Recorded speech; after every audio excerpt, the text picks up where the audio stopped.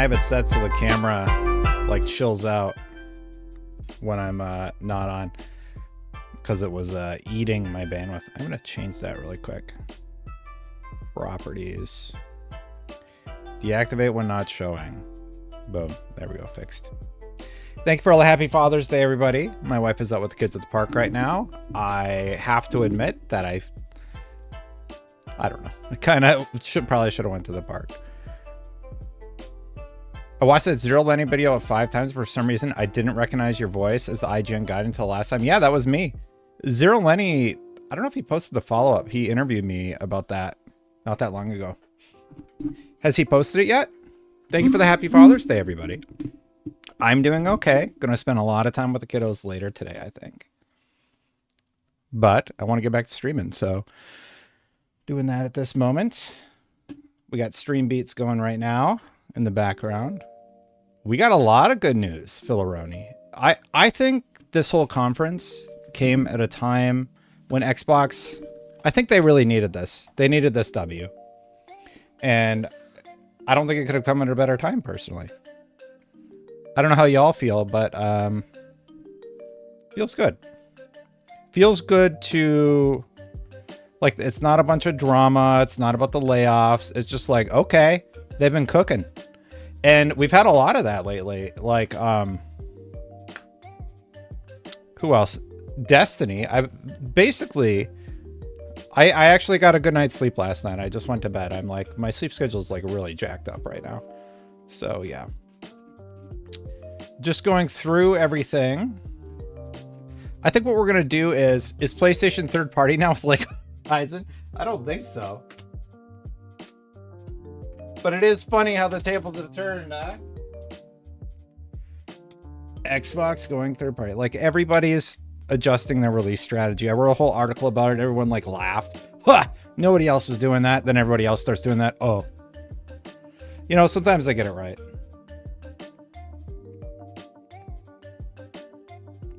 Forbidden, thank you for the $2. All right, so today what I think I want to do, I don't know how y'all are going to find this. I'm going to read the Xbox Wire posts about the games that had like deep dives on them. I don't know if you've read this, but there's a few in particular I wanted to dive into. Yeah, okay, so we're going to go Gears Expedition 33 Perfect Dark. I think that's what we're going to do. Hopefully everything's set up correctly. Okay, here we go. Let's turn on my squish it so it doesn't overlap with my camera thing. All right. The first one that we're going to be taking a look at, I think I'm going to kill the music. Bye, music. Like story time. Don't really need the headset. It covers up how messy my hair is, though, so yeah. Is that the kind of funny game suite? No, it's Harris Heller's stream beats. He lets streamers use them. All my old VODs, when I used to play Final Fantasy 11 and I used to play all of these games, they all get flagged because I would just play music during them. And it's music that I had the rights to at the time, but the rights like went away. So now there's like a conflict. It's just stupid. And I just delete them because it's just me playing Final Fantasy for like 4 hours or something dumb, you know?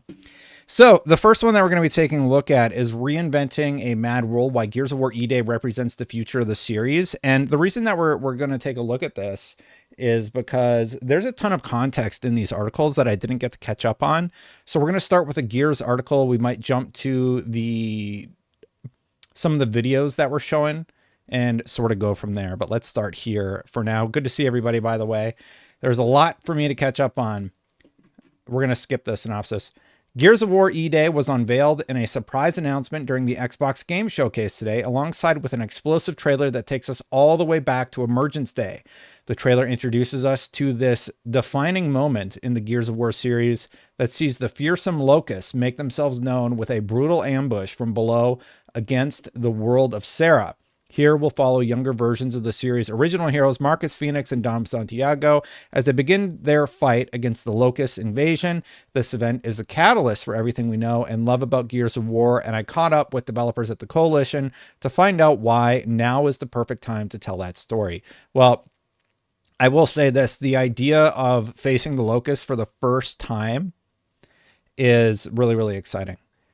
The title of this, I titled it this way because I feel like there's a lot more out there than people realize. And it's more to indicate that we should catch up. I think they revealed an awesome amount of content, that all of the content is awesome, but it's been a lot to parse info wise. And I think people are still finding like little nuggets of coolness from the Xbox event, even like a week after. That's all I meant to convey. And somebody said in chat that it sounds like Xbox might have even more for Gamescom. Where did Paris say that, Nine Lives? Because that's the second time I heard that. If they held back, what could they possibly still have in the cooker?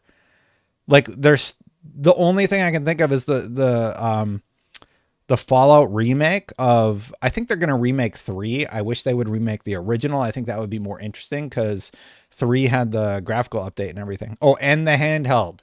That's right. And the handheld, which Phil teased on the IGN Live show. That's right. That's right. Good point. Continuing on, though.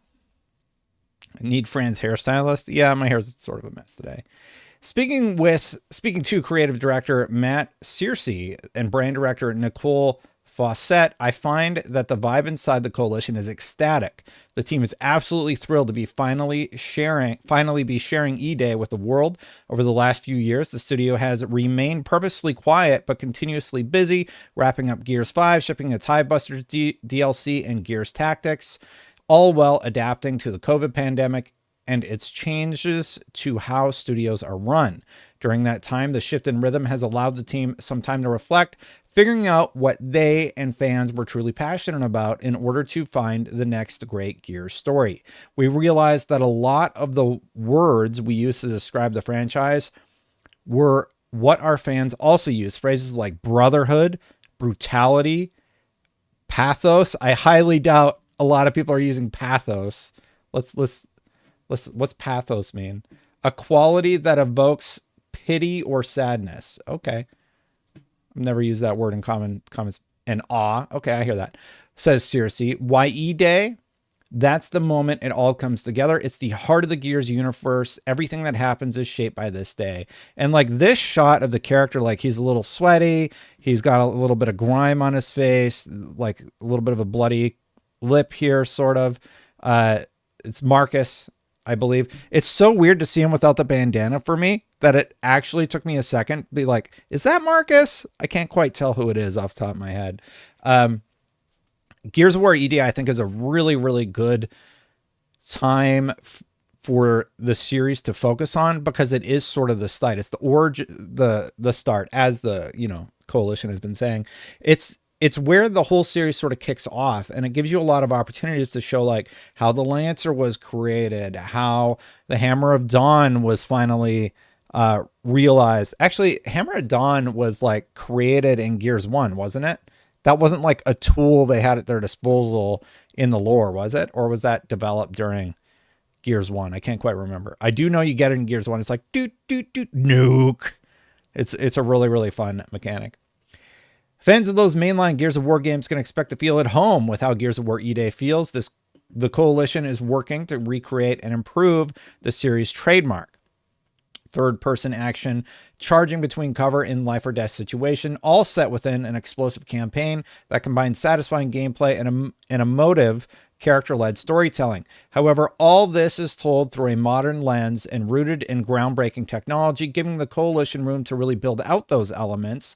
It's a careful balance, a classic Gears of War game that feels authentic next to the original, but with truly next-gen tech behind it. It's going to feel like a new Gears game because that's what it is, Searcy says. It's us reinventing the tone and the feeling of what makes Gears great, but we're tapping into new techniques, new processes, and new technology that's going to make the gameplay feel better than ever. It's going to be awesome, a game that feels both truly new and authentically Gears. Yeah, that's a tricky balance because that's sort of what they did with Halo Infinite You know, like they added the grapple mechanic, they made Chief move a little bit different, but it does feel like core Halo, for lack of a better term. You have to eventually modernize these franchises, though. Otherwise, those old style gameplay mechanics do end up feeling a little bit off in a modern game. Like, I've been playing a lot of Path of Exile 2 at several events, right? And if you go back and play Path of Exile 1, it feels so different than even the gameplay that you've probably seen from Path of Exile 2. You run into this problem, I imagine, as a game designer, where you want to stay true to your roots, but you have to modernize. And if you don't modernize, you die, right? Path of Exile 2 is just an example off the top of my head that's doing that really well. And I think a lot of these old franchises that are loved do need to continue that. Gears of War, though, like every Gears of War has been sort of a graphical set piece. Very excited to see whatever they do with the franchise going forward. But yeah.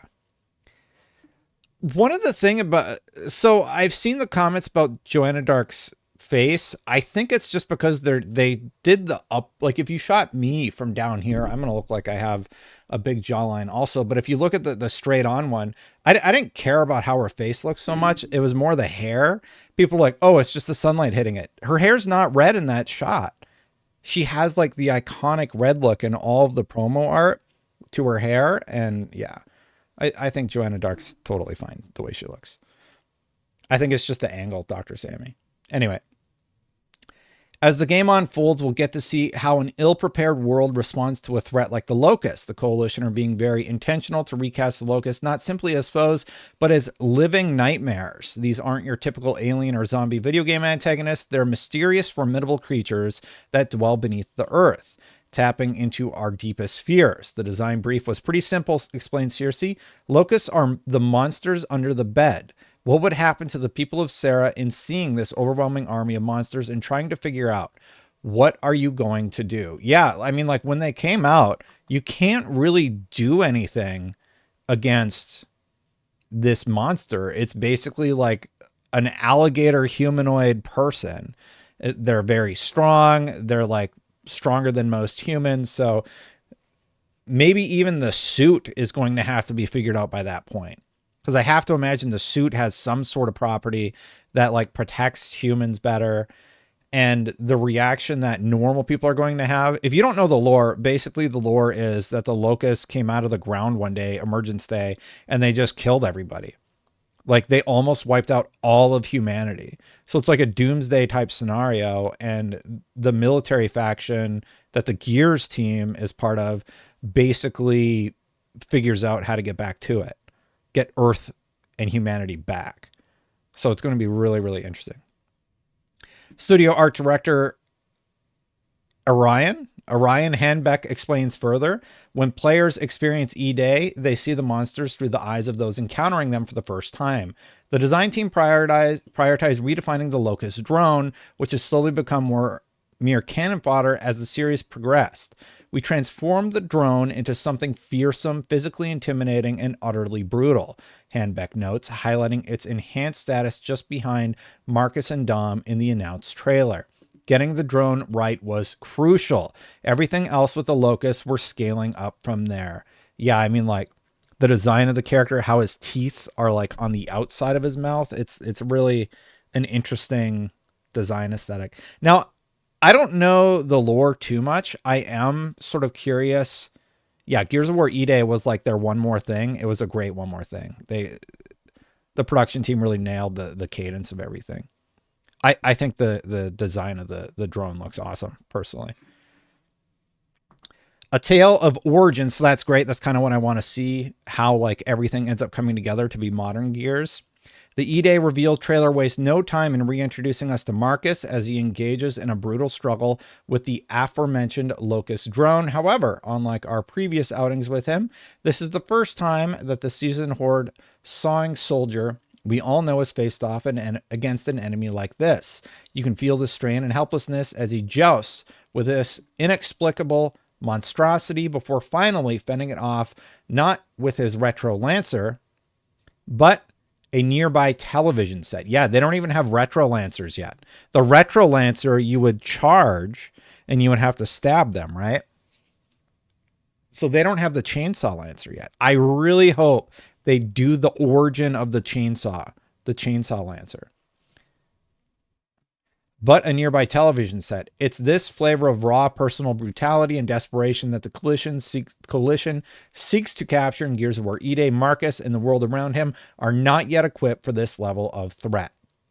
So maybe early game, they have to develop the guns. Like, I don't want to be fighting the Locusts with televisions and props around the world. I want to actually figure out, how does the armor get made? Does the armor enhance their abilities or what? That was a retro lance. Well, they say that what they're trying to indicate with the origin of the series, though, is like, you're going to have to use everything at your disposal, right? Fight them with your whiteboard. I don't think that would last very long. The eagle-eyed fans among you may have also noticed that the MK1 Lancer that Marcus briefly wields in the trailer. Okay, so they do have the MK1 Lancer. Features a detachable bayonet. It's not the chainsaw-equipped gun we know from the wider series. Okay. So he does have one, and it has a detachable bayonet. Interesting. Fawcett confirms to me that E-Day is a story of many origins, including the Chainsaw Lancer. So we are going to get the origin of the Chainsaw Lancer. That's great. But opts to keep the specifics of those stories to herself for now. Suffice it to say, we're not just learning how Marcus and Dom came to be the heroes we know in E-Day. The Chainsaw Lancer doesn't currently exist in that period, but it's not a Gears game if you're not chainsawing Locust. I bet that's an early mission then. They're not going to make you wait until you're like halfway through the game to get the Chainsaw Lancer. The Chainsaw Lancer should be treated like the BFG in Doom. It should be like, I mean, if I had it my way, I would wait until like the middle point of the game. I have a feeling just because like they're going to need to introduce it earlier on. I love the idea that it's going to be the origin of that weapon. That's one of the big hopes that I had for this particular series. But I think that they're going to actually introduce it earlier because people want that chainsaw moment, right? Fans will also immediately recognize the trailer's inclusion of Mad World. I certainly did. The Tears for Fears track, famously covered by Gary Jules and used in commercials for the original Gears of War games. Composer Adam Lastiwicza anyway, has masterfully reimagined the iconic Mad World track for the Gears of War E-Day trailer, crafting an original instrumental that enhances Gary Jules' haunting cover and aligns perfectly with the game's darker, grittier themes. I did really like the remix of the song. I really enjoyed the remix of the song for sure. Retrolance was around during the Pendulum Wars. I don't know the lore that well, but that's good to know. The instrumental cover so when did Pendulum Wars happen? So there's E-Day and then Pendulum Wars is before that, I'm guessing, right? So Retrolance must have been around when humanity was at war, and then the Locusts come out and they have the Retrolancers, and then they'll develop the chainsaw after that. This instrumental cover plays out as Marcus and Dom gaze out into the locust decimated ruins of the city, a callback to the profound emotional depth of the landmark 2006 commercial. Unlike typical video game promotions of its time, this ad stood out by portraying its hero as vulnerable and isolated, sharply contrasting the over-the-top marketing norms of that era. Okay. Relicense, yeah, okay, because he has the dog tags, right? Relicensing the music was just the beginning, Fawcett remarked. The original Mad World commercial resonates because it portrayed a heroism rooted in vulnerability, not invincibility. I don't know that I don't know that that's accurate. Basically, like, he's lamenting the fact that there was a... Let's look up the original trailer. Is that true?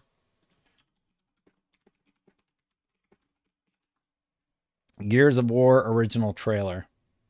All right, so here's the Mad World trailer. Let's just see. They're saying that, like, it's a place of vulnerability. Yeah, so he's there.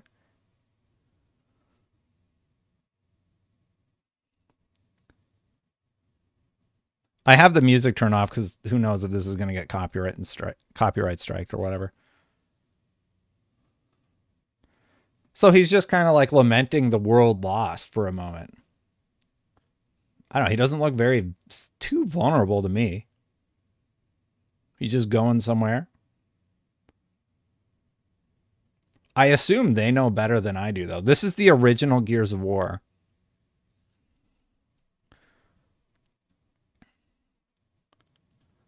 Yeah, it's in Sarah. It's on Sarah. You're right. Yeah, okay. I guess he's vulnerable, like overwhelming odds, having to overcome overwhelming odds. I think that's.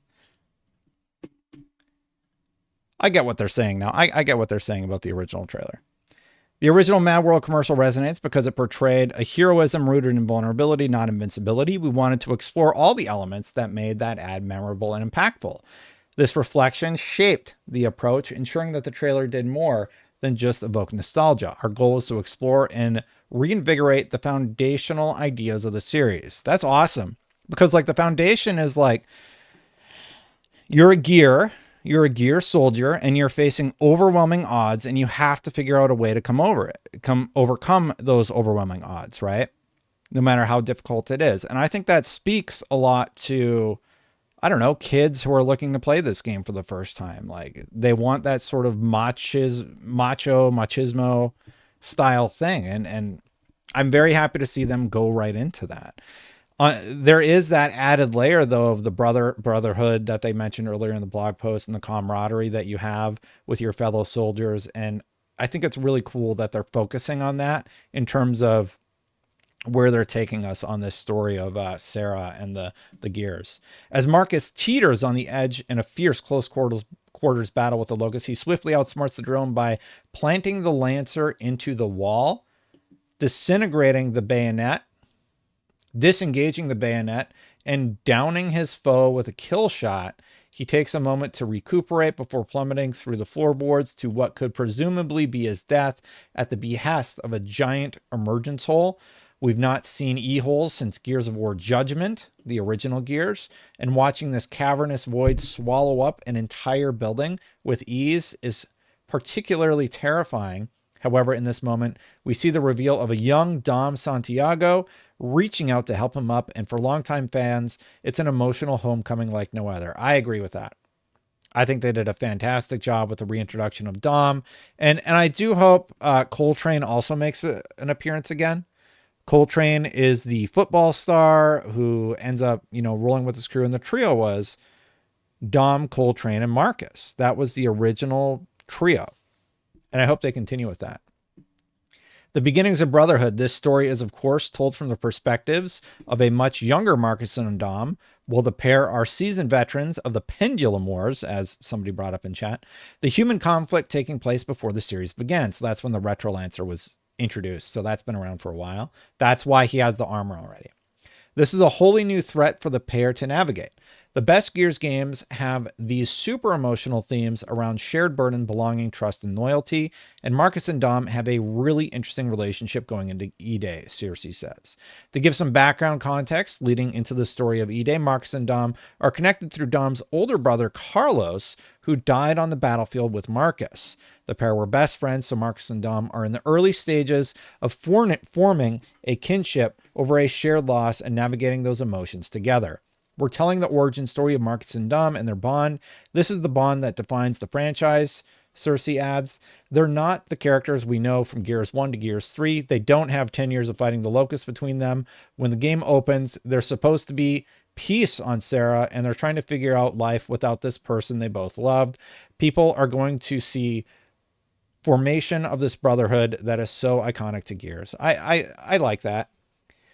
Gears of War at its heart, I know it's like Gears of War is like a silly story about these big emergence holes coming out of the ground and like swallowing up whole swaths of the earth.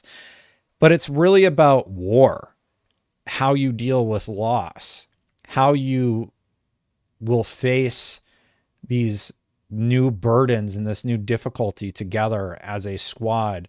And I love that they're going to focus on the loss of Dom's brother and how these two end up being friends, form through this loss. To me, it's like a Band of Brothers type story where, these two soldiers are just going to have to figure out how to work together to defeat this undefeatable foe or seemingly undefeatable foe. I really like the premise that is being laid out here very much. Dealing with the new Locust threat becomes the more pressing concern for the two friends over the course of E-Day, but those emotional beats will still course through the story as you play. Fawcett says this is particularly exciting. They are a lot more vulnerable, and I think that's a really modern take on these two characters, Fawcett explains. There's a weight they carry between them, and that creates a really interesting tension that they navigate as they navigate their own relationship. You have this intimate story set amid a wider backdrop of what's happening in this apocalyptic day. I think for fans, it'll be really compelling to dig deep and explore their bond and how it changes over time.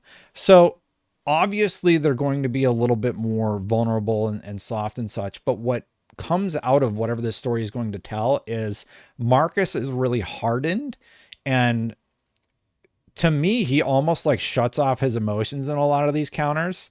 And he tells me, like he tells the guy to go F himself during what Gears 5 or whatever. Uh, what's your name? Shut the F up. Like that line cracked me up. And that's just who Marcus is, right?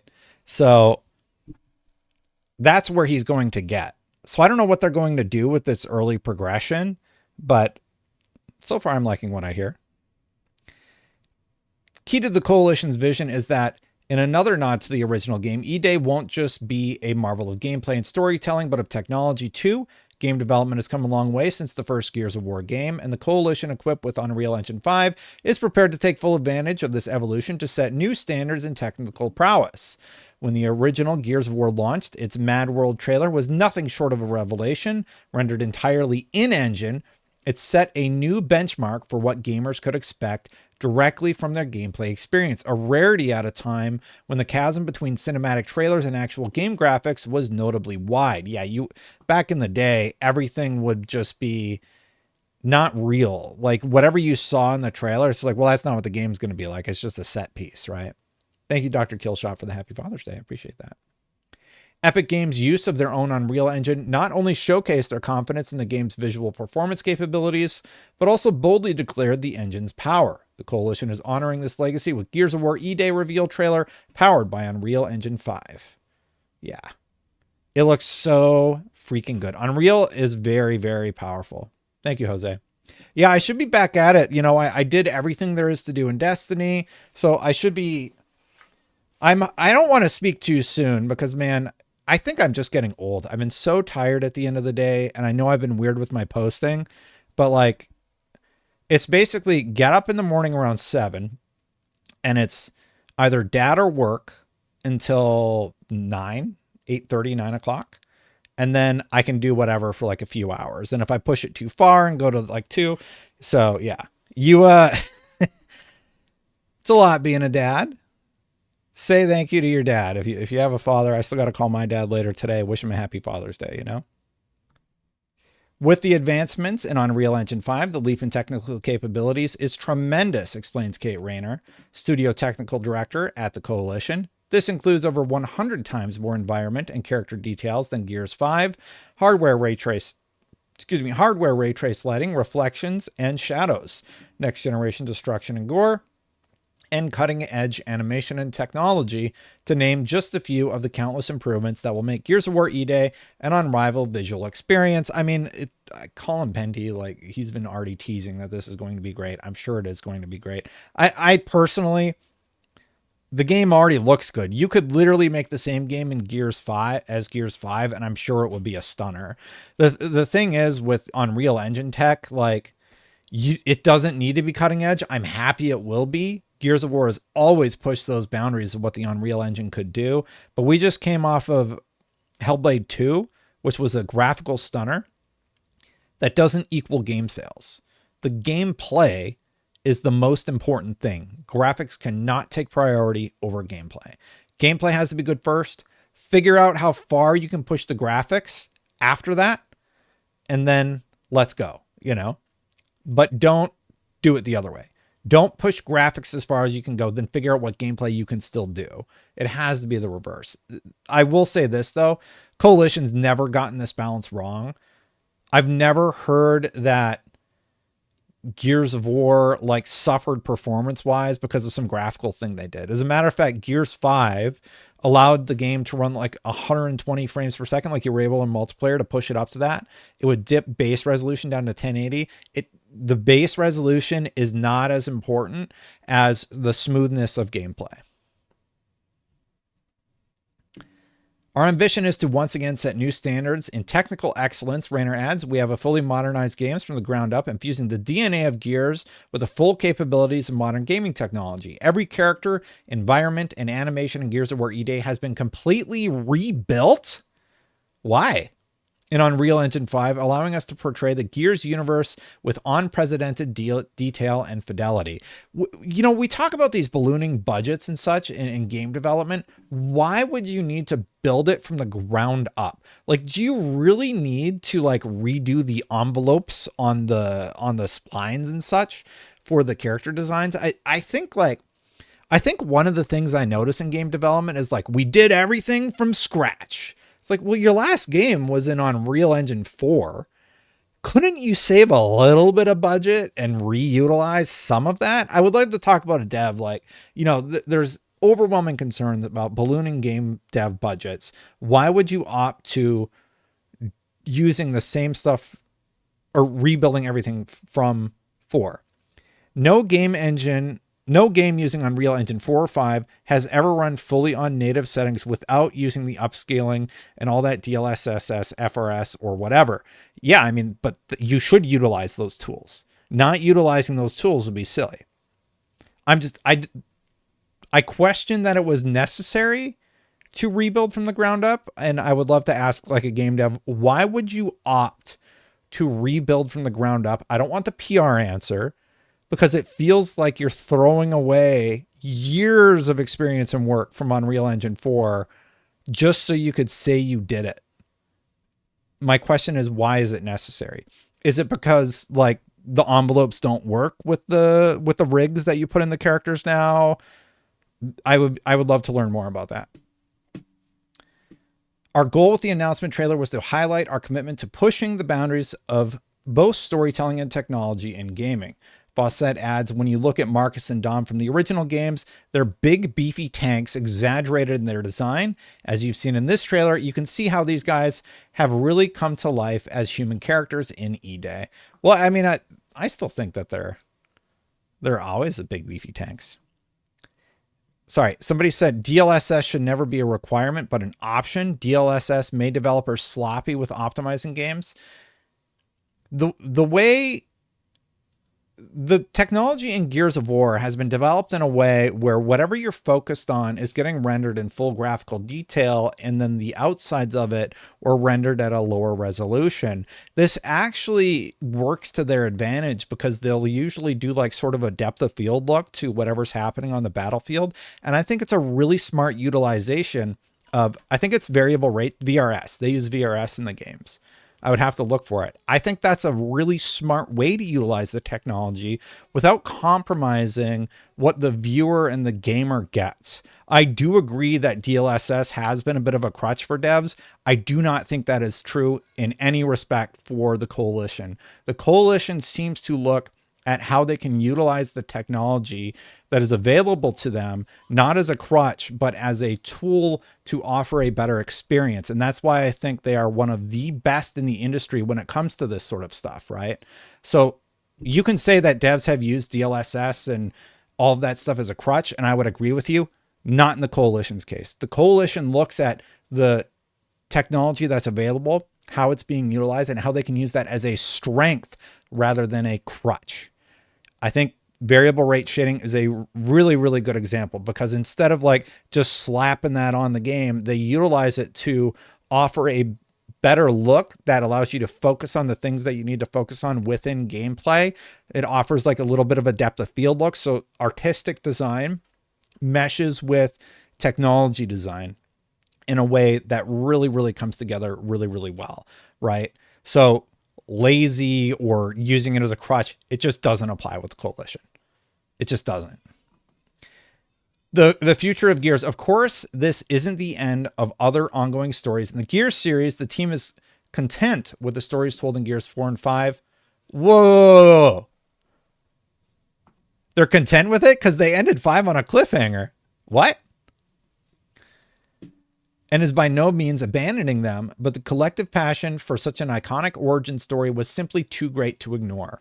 The story of E-Day and the origins of Marcus and Dom are such powerful, pivotal events that the Coalition couldn't wait to tell it. We're super proud about Gears 4 and Gears 5 and the stories that were told, Fawcett adds.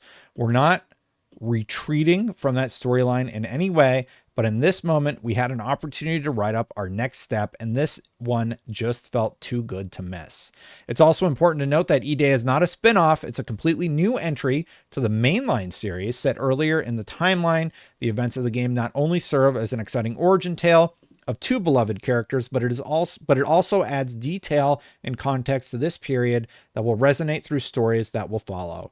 In E-Day, the Locusts are not foes that our characters are accustomed to fighting. They are mysterious, formidable, and overwhelming, an unforeseen horror that Marcus, Dom, and the rest of Sarah must learn to deal with before it's too late. Everything that happens in E-Day will shape the future of Gears of War for the better. This is the Gears of War story you've always wanted to hear, and it's going to be incredible. To keep up to date, follow Gears of War on Twitter. I'm really liking what I'm reading here. This is why I said Xbox almost revealed too much. That's the whole reason the stream is titled that. Because there's these long blog posts. We've been streaming now for a little bit of time here, and we got through literally one of the stories that maybe you all have read it, but I haven't. We've been live for 40 minutes. We read about one of the games. There is so much information out there to parse and learn about.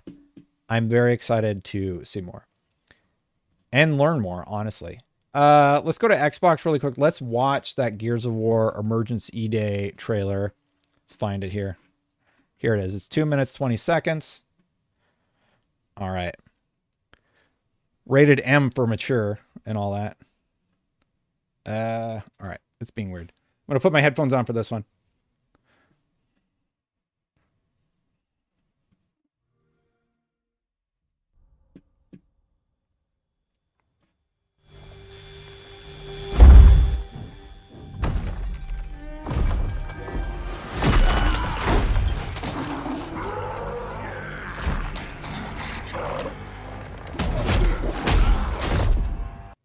Yeah, so he's getting messed up.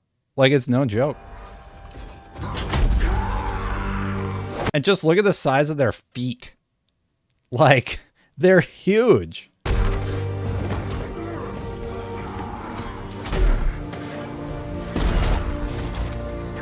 The remix of the song is really good, too.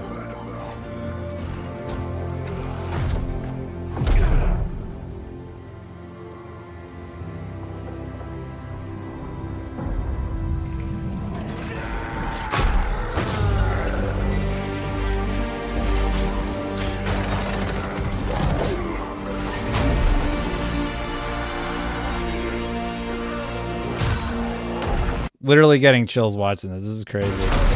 Yeah, he looks like a kid fighting the locusts. They're huge.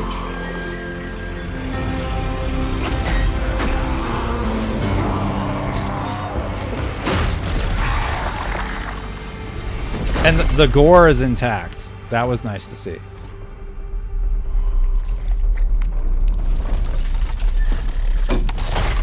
Like that iconic pop. I was glad to see that person.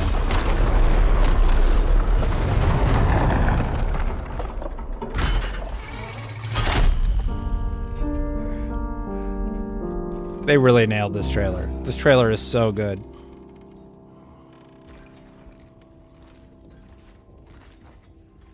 Gotta put the... I don't know what that's called. The head thing on. This looks awesome.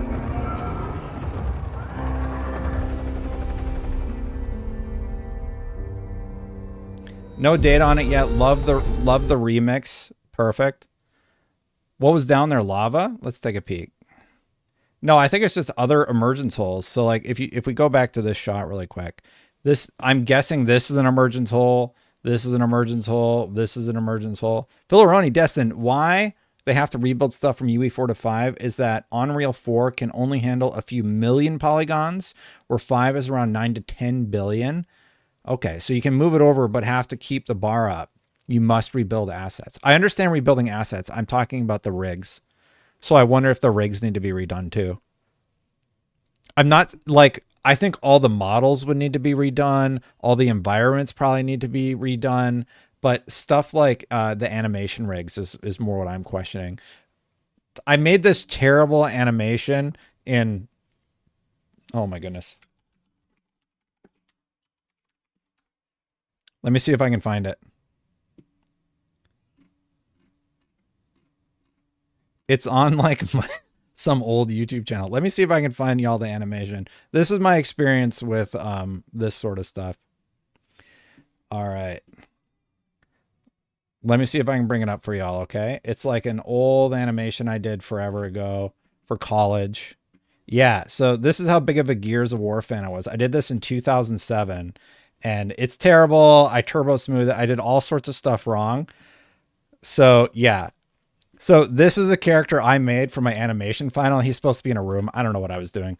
So anyway, you had to like have him move his body parts, crouch, and run. I'm just proving that I've made a thing before. It's embarrassing to show, but I did it. Anyway, his head wasn't attached properly, so like you could see the splines like popping out. So he's picking up the diamond, I guess. So when you animate this, you have these splines in the character, right? He had to walk and run, and there was like a bunch of stuff that you had to do back in the day. And so like he picks up this little crystal, and actually I couldn't get it to stay. So I just had it like go off of the screen. The second he went like this, it just zipped off of the screen. And then, yeah, anyway, so that was my animation plan, but I was such a huge Gears fan at the time. That's what I chose. I was trying to make like a cog soldier, and I just ran out of time to do it the way I wanted to. Gotta save this really. There's a Destiny tip popped up on my recommended feed. Got to take care of that really quick. So anyway, huge Gears of War fan. I'm really, really excited to see whatever they end up doing with the franchise. And next, I'm curious, what would you like to look at next? We could look at Metal Gear Solid, or maybe, so that was the Gears blog post. Oh, I wanted to look at Expedition 33.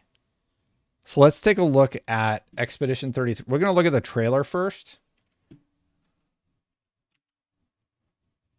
How are you all feeling about Expedition 33? I really like that. And then maybe we'll do Avowed.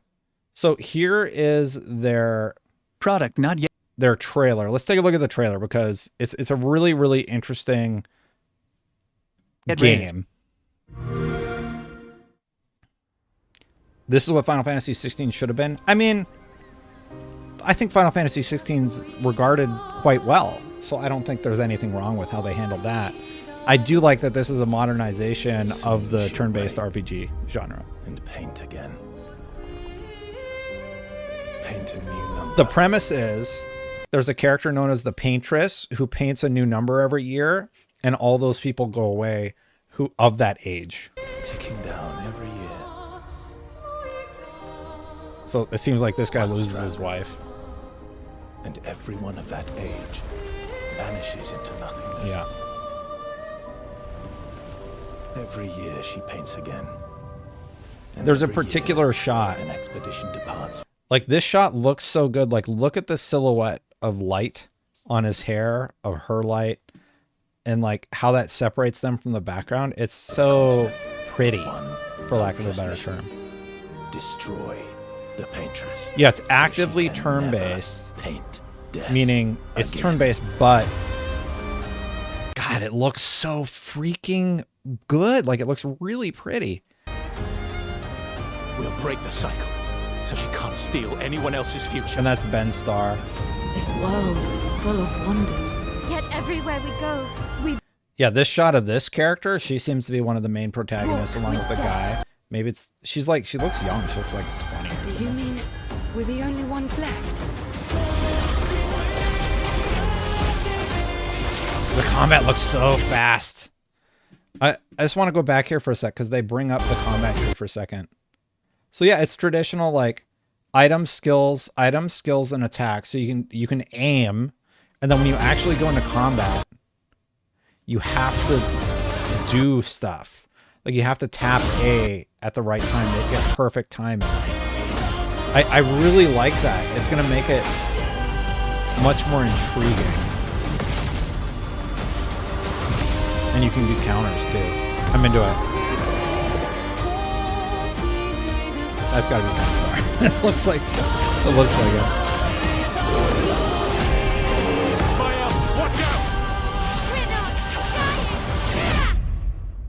I dig it. A gradient counter? Even if we fail, we lay the trail for those who will come after.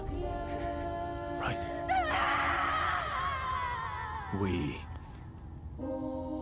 are Expedition 33. And the emotion expressed on her face. I think that's one of the cooler like new IPs that was revealed during the Xbox showcase.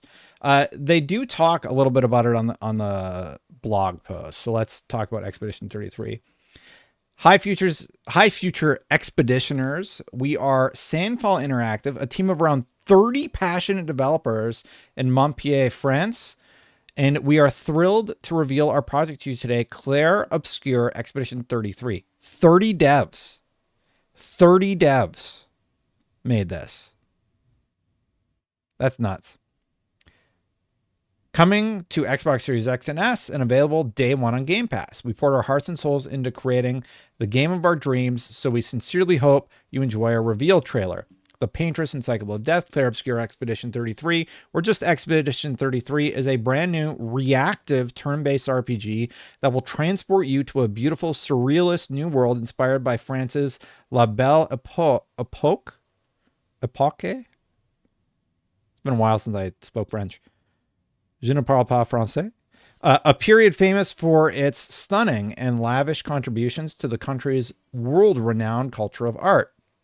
Expedition 33 opens in the city of Lumiere, the last city of humanity, where everyone knows the age when they will die.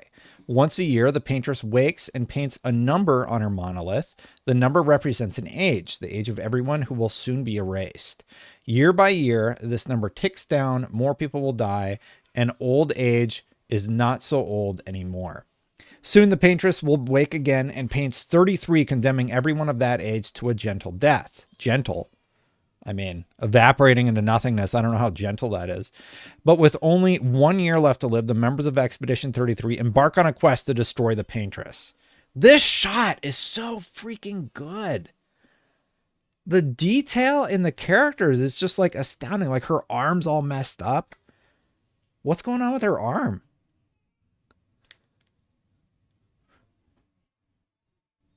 Yeah, I didn't notice that. You notice how her arms, like, it's almost like she's like needled up or something. I don't know. I want to be PC. I don't want to be too gross about it, but yeah, her arm's not looking great. His is sort of the same.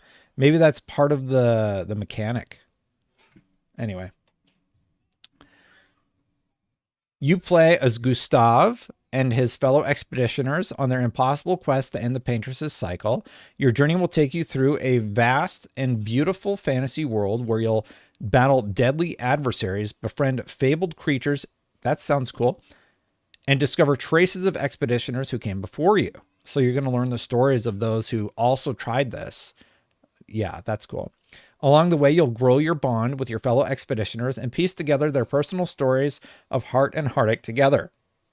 You'll strive to unravel the mystery of the paintress, a desperate and seemingly hopeless undertaking that has eluded generations of expeditioners.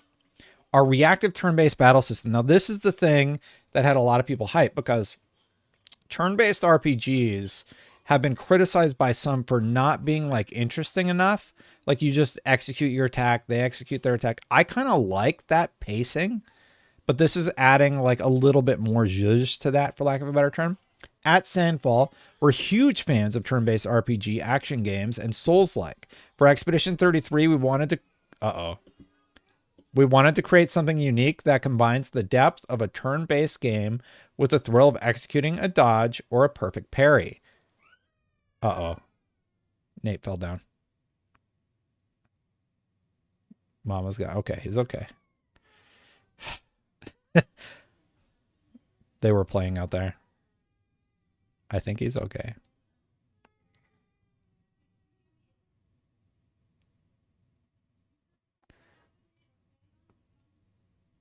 Okay, they're all right. Sorry. For Expedition 33, we wanted to create something unique that combines the depth of a turn-based game with the thrill of executing a dodge or a perfect parry.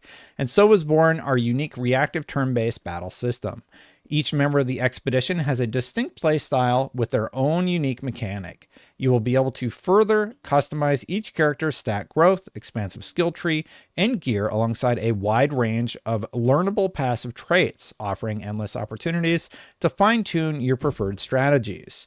We can't wait to see what crazy builds you come up with. So the idea that there's going to be builds, I like that a lot. Final Fantasy 13. I liked Final Fantasy 13, actually. I believe I finished that one. Yeah, better check your TV lag. You got to check your input latency on all your games, usually. But strategy alone won't suffice. To reach the paintress, you will also need to master the defensive systems. During the enemy's turn, you can dodge, parry, or jump above enemy attacks in real time, allowing you to land devastating counterattacks. Mastering enemy patterns will ensure your victory, and who knows, maybe you'll even finish the battle without taking any damage and earn additional experience. That sounds cool. Additionally, the free aim system allows you to shoot at enemies' weak points, offering you a substantial advantage against the hardest foes or flying enemies. So I like that. You can actually aim and shoot. You can dodge their attacks. I'm digging this. We believe that whether you are an action RPG fan or a turn-based fan or both, you will enjoy the unique combinations that Expedition 33 offers. We focused on creating a challenging, rewarding combat system that will make every battle an enthralling encounter. Expedition 33 has been developed using Unreal Engine 5 to bring incredible fidelity and beautiful graphics on Xbox Series X and S. You'll explore an enchanting realm and wander through breathtaking landscapes, from the somber Paris-inspired city of Lumiere to the stunning islands of Visages and to the haunting, forgotten battlefield, discovering secrets and hidden quests along the way. We can't wait to show you more of our debut game, Clair Obscur Expedition 33, and we hope you're excited to learn more about this world, characters, and gameplay. Clair Obscur Expedition 33 will be released on Xbox Series X and S in 2025 and will be available day one on Xbox Game Pass. You can wishlist the game on the Xbox Store today. Is this a console exclusive? They don't mention PC. Why would they not mention PC? I don't think it would be a console exclusive, right? By the way, I forgot to put down the $20 on the whiteboard. Phil Aroni. Phil. Thank you, Phil. Yeah, Clair Obscur Expedition 33 looks good. You wishlisted it on Steam. You know what? I'm going to do that right now. Steam Next Fest is going on right now, and I have a few games downloaded. Yeah, so it's on Steam right now. Here's a look. You can add it to your wish list. Boom, added. So if it's on here, that means it's coming to PC. So it'll be on PC Game Pass, I imagine. Oh, and PlayStation 5. Just play this game. This game looks cool. Support any dev that's like trying something neat like that. And by the way, I did wishlist 2 games that are coming to Xbox. The Altars and Flintlock. Be sure, if you want to play those right now, there's demos available right now. I think the showing during the Xbox Game Fest for Flintlock was better than any of the games that they had shown. So check that out. Yeah, God, that screenshot's so good. And then I think we're going to look at Perfect Dark, and then I'm going to go play with my kids. Well, maybe Perfect Dark and Indie. I'm like so-so on State of Decay. I feel like I've played that game too much. There's not much more to report on for the Doom the Dark Ages stuff. Like, the trailer looks awesome. And there's just this blog post about it. Wage war is one man matched against Hell's legions in a dark fantasy setting, expanding the Doom universe. Witness the origin of the Slayer's rage and his rise from a kingdom's last hope to Hell's greatest fear in this pulse-pounding cinematic prequel to Doom 2016 and Doom Eternal. Go medieval on battalions of demons made up of all new threats. I need to play Doom Eternal. Oh, Philaroni. Yes. Thank you for bringing up Stalker 2. I got to play Stalker 2 at SGF. I had to leave a little bit early, but I am so happy to say that it has vastly improved since the last time I played it. I played it at Gamescom 2 years ago. So in 2 years, they've managed to make a much better experience in terms of what they're showing people. And yeah, it's so much better than it was several years ago. They've made vast improvements to the pacing and getting you into the action, so to speak. Fable and South of Midnight are awesome too. Everything was good at the show. It was a fantastic show. And like, I'm betting that there's something about Fable out there, and there's probably something about South of Midnight out there. I'm more interested in South of Midnight than I was when it was revealed. I'll say that. I'm curious about the story that they're going to take us on, and I was happy to see how gameplay actually looks. That was one of 3 games where they did like the 23 frames per second thing. So a few games have been doing that. That's why I said there's like so much to just talk about. I'm very excited to be playing some of these games soon, including Indie and Avowed. Avowed had a release date teased. We'll get to that in a second. Perfect Dark, answering the big questions from its incredible first gameplay trailer. So this is Joanna Dark, right? She has the iconic red hair. She has the like little bit of white. Yeah, the stop motion style. It was like in 3 different games. There was also like Mixtape had it. She has like this little white portion to her hair. And yeah, this looks like Joanna Dark to me. I think she looks cool, right? Today at Xbox Game Showcase, we got our first look at gameplay from Perfect Dark, a reboot of the classic Secret Agent series.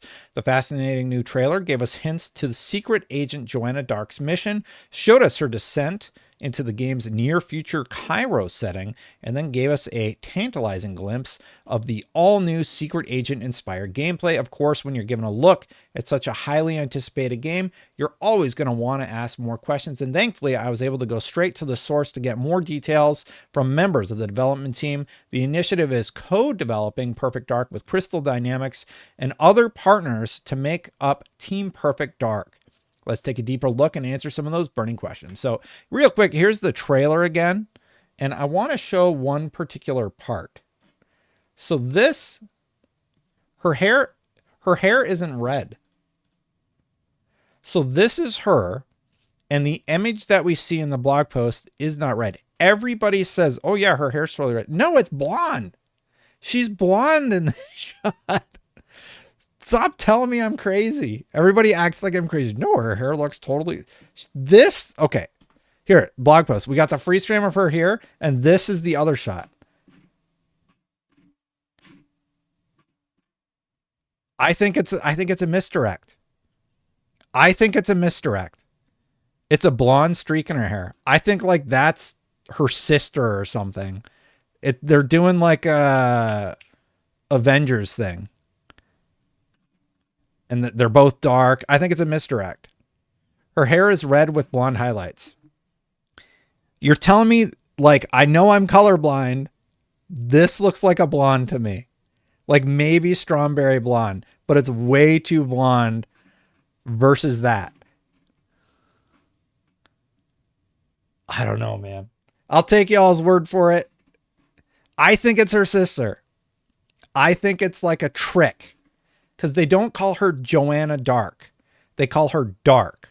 They only refer to her last name. I think it's a trick. Anyway, what kind of game is this? Perfect Dark is a first-person secret agent thriller in a near-future world with the blessing of the original Perfect Dark studio Rare, not to mention some of the leads from the original series. Team Perfect Dark has pulled inspiration from elements of the first 2 games, but crafted an entirely new story and universe around them for this reboot.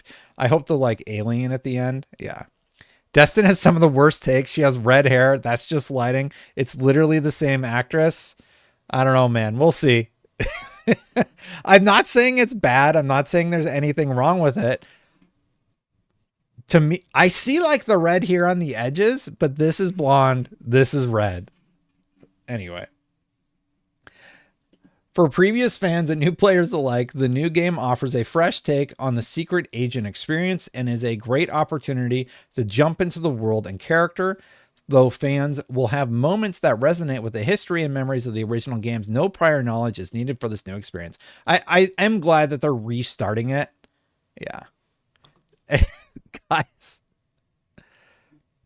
Yeah, we'll see. Lol, terrible. What is wrong with me seeing blonde hair? I'm not saying anything's bad. What if, like the Perfect Dark Zero cover art, she has blonde highlights? Let me look at that up. Maybe you're right.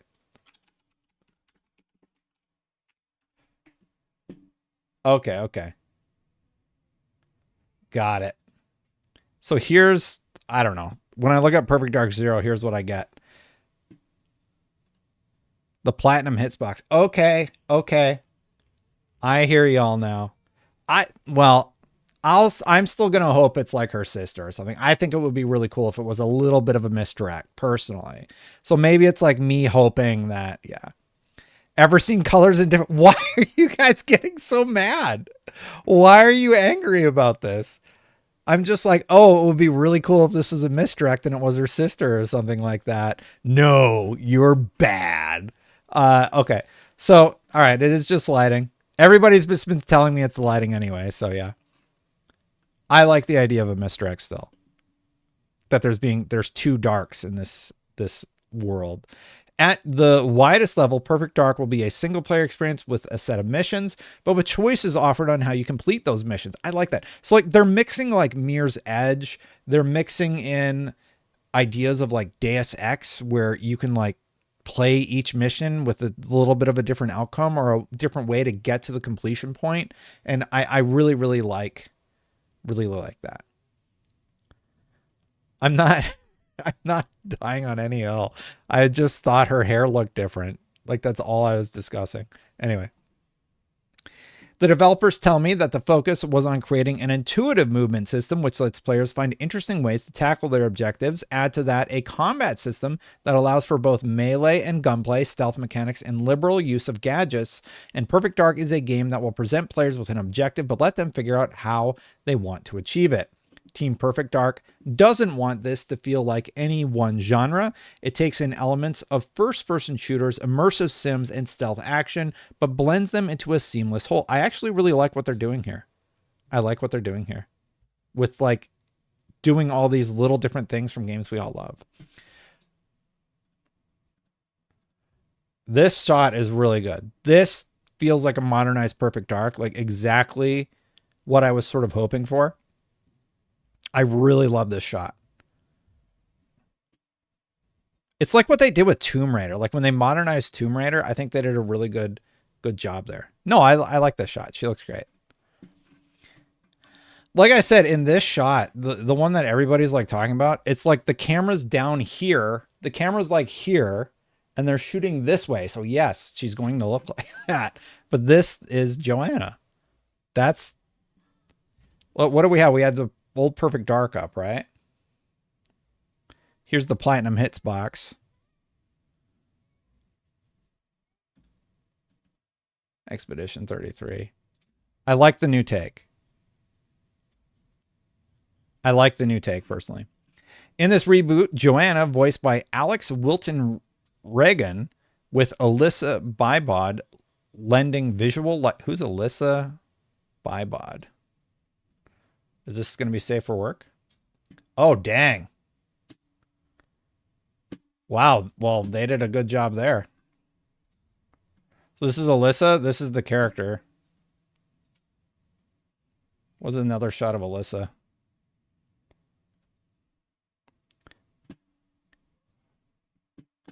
Here's one where she looks. Okay, so this is Alyssa Bybod. This is the kid. Wow.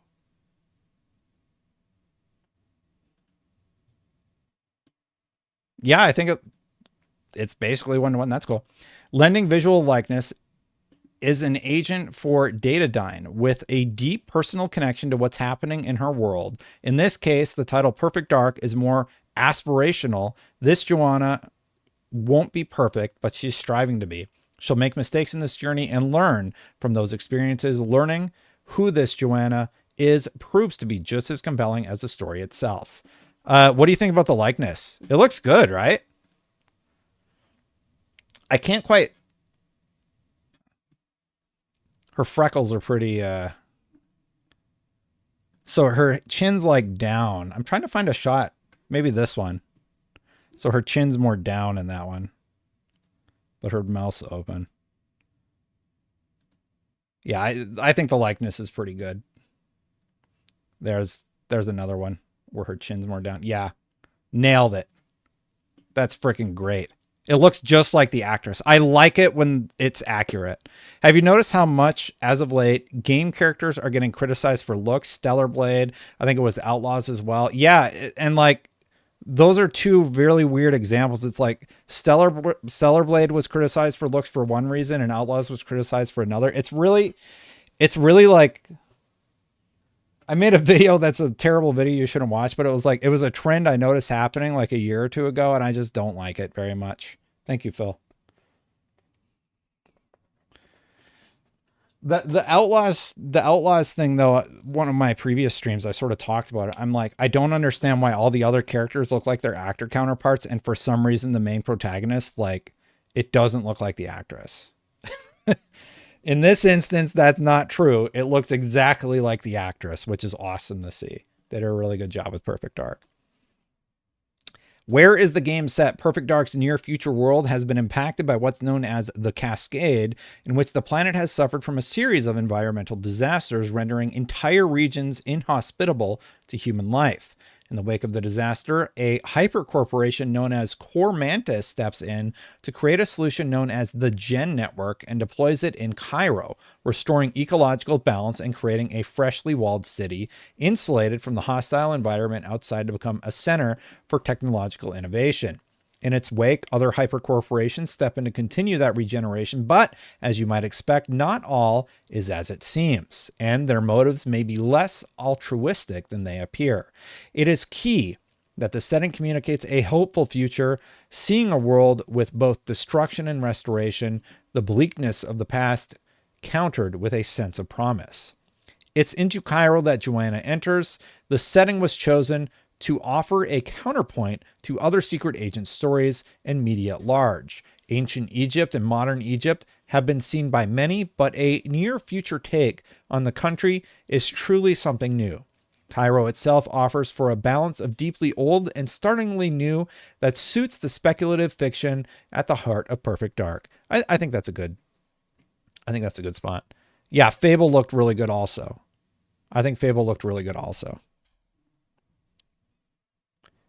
What's Joanna's mission in the trailer?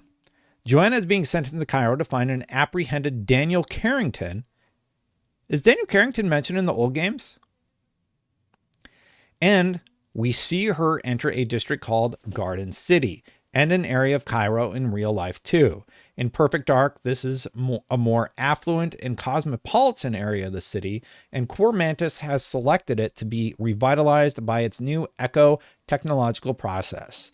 We see Joanna find a hideout used by Carrington. Has Carrington been... Carrington sounds familiar. I think they corrected the... Not corrected, that's not the right word. They adjusted the Fable stuff. I think Woodpit's right. I think they purposely showed it in better lighting and stuff. Daniel Carrington is an intelligent scientist, entrepreneur, and founder/CEO of the Carrington Institute. He is Joanna Dark's boss. That's right. Who he sees as a very valuable servant for his work. Servant is an interesting word. We see Joanna find a hideout used by Carrington, who infiltrates Joanna's AR system and begins to expose more information and even more questions. Carrington is literally the first person you talk to in the original game. That's what I thought. That's why I recognize the name, Luke. I was like, I know this name. Joanna will need to learn who can be trusted and who might be working against her own goals, and Carrington's role will be a major factor of that. What can we use gadgets for? So like you identify targets, you can audio scan. That's interesting. Gadgets are also a pillar of the secret agent genre. In the trailer, we get a tease of Joanna using a gadget to analyze NPC voices and create vocal deepfakes to trick security. That's right. Trick security systems and impersonate other characters, as well as create distractions. Gadgets can be used for misdirection and manipulation, but We also see that Joanna can use a tool to scan an NPC and learn details about them. It wouldn't be a secret agent story without some field work. And the developers tell me that praising the world around you will be a key part of understanding how to tackle your objectives. I do like that a lot. How does combat work? So combat to me looks like a mix of mark and execute with normal combat. Anyway. How does combat work? I'm very excited. The more I read about this game, I'm like getting more excited about it. With the first look at combat, it's clear that this is another aspect of player choice. In the trailer, we see lethal and non-lethal weaponry, close quarters combat, abilities that allow you to take down multiple enemies at once, mark and execute. Mark my words, it's mark and execute. And I love it. It's one of my, it's like, has anybody used mark and execute since Splinter Cell? Because like you do all of the work of getting the characters marked, and if you've had a good takedown, like you have to do work to execute it. And it was such an awesome reward when you pulled it off. It's not available at the higher difficulties. Did Hitman do it? Where you could just mark, but you had to like do work to get it. So you had to have like a perfect takedown and not alert anybody, and then you can execute. But you don't earn that. You don't earn that until you've like done something good in the game. And it was such a good loop, and nobody used it since Splinter Cell, I don't think. We can also go loud or go quiet, offering a risk reward for both methods. Team Perfect Dark wants to create a symphony of mechanics, merging traversal, close quarters combat, gunplay, unlockable abilities, maybe mark and execute, environmental elements, and gadgets into a unified experience for players. You can find out more here. Is this just the pre-order page? Okay. Trailers and gameplay. It's just a pre-order page. My birthday is April 5th. One second. Let me get in here. Yeah, it's just a trailer. Well, I mean, I didn't learn very much more on the page where they're selling it. Quantum Crisis is mad about my title. Xbox almost revealed too much. Dang, Xbox showed so much CGI and they forgot to show release date and gameplay. I don't think Quantum watched the same thing we all watched because, yeah. Quantum is one of the people that think the PlayStation conference was better. Or Jeff's thing. Like, let's all be honest. Give Xbox the frickin' W on this one. They knocked it out of the park. Anybody coming in here and hating, they're just cope. It's cope. Come on. Xbox had a great show. That's okay. PlayStation has had great shows in their time. It's just this one wasn't their best one. It was like whatever. Yeah. I don't know. Why are you coming in here? So Quantum admits PlayStation Showcase was bad. Why are you coming in here hating on Xbox? It was a great showcase. Everything was in engine for the most part. Even the Gears of War thing, that was all done in the engine. So I don't know why you're like being silly about that. The reason, I don't know why the headline of the stream is so triggering. It's because there's so much revealed that I'm behind. So I'm like, let's read the 40 stories that were posted about these games. So yeah. For some, gameplay is all that matters. You said that personally, Destin, while talking about Gears. I do want to see the gameplay. I get that. They showed a lot of gameplay though. We saw gameplay for Doom. We saw gameplay for Expedition 33. We saw gameplay for Perfect Dark. We saw gameplay from Fable. We saw gameplay from Mixtape. And we all know that was Quantum's game of the show. Mixtape. Not to slam on Mixtape, but like, South of Midnight. We saw I got to play Stalker 2 on set. Like, how much gameplay did they need to show? I just named like 10 of the games where they showed gameplay. Mixtape I wasn't as hyped for. Sorry. A buddy of mine who is a producer, he was like, what did you think about Mixtape? I was like, I like the tracks, but like, I don't know. Xbox had a great showcase, period. Like, Obviously, it's not going to be a buffet for everybody, but what are you talking about? State of Decay 3. State of Decay 3, I thought was CGI. That was in game mixed with CGI from cutscenes from the game. So, yeah. Yeah, they turned off UA. Did you like Fragpunk? Phil Roney, I am glad you asked. I got to play Fragpunk. I liked Fragpunk so much. Not only did I play through my session, I asked if I could stay longer and keep playing, and they let me play because somebody missed their session. Do not sleep on Fragpunk. It is so freaking fun. It's basically Valorant. It's one death, you're dead. But it's Valorant, and each team gets cheat codes, and you can reshuffle your deck until you get like a good loadout. Each of the heroes have unique abilities and things that they can do. The character I picked could like turn invisible and do like stealth attacks. Fragpunk was very, very fun. And I went in with super low expectations because on my meeting invite, it was like unannounced military FPS or something like that. Yeah. So not only did I play it, I stayed longer to play more of it. It is that fun. I'm very excited about it. I did not play Concord. Concord looks like Destiny though. So yeah. Did anybody play Concord? Have you seen any coverage for Concord?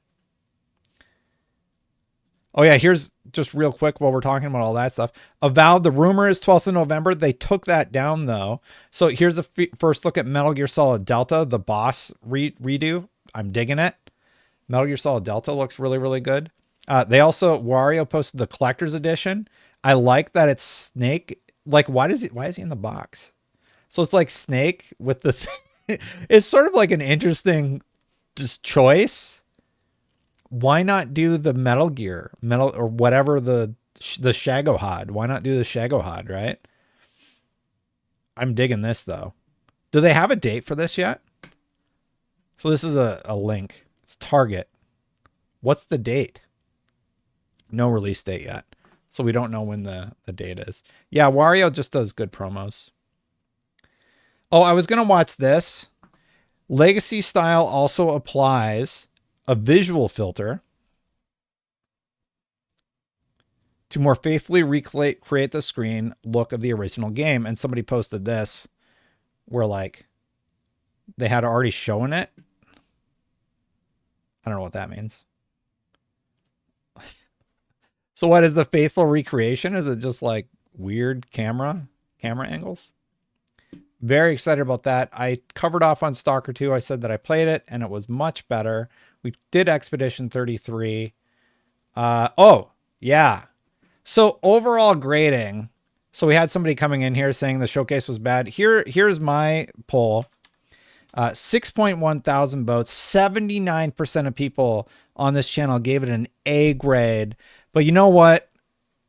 My channel doesn't matter, right? What about Jeff Keighley, who had 166,000 people vote, overwhelming an A, 65.6% gave it an A, B 21.5%, C 5.6%, D or below 7.2%. Everybody loved this showcase.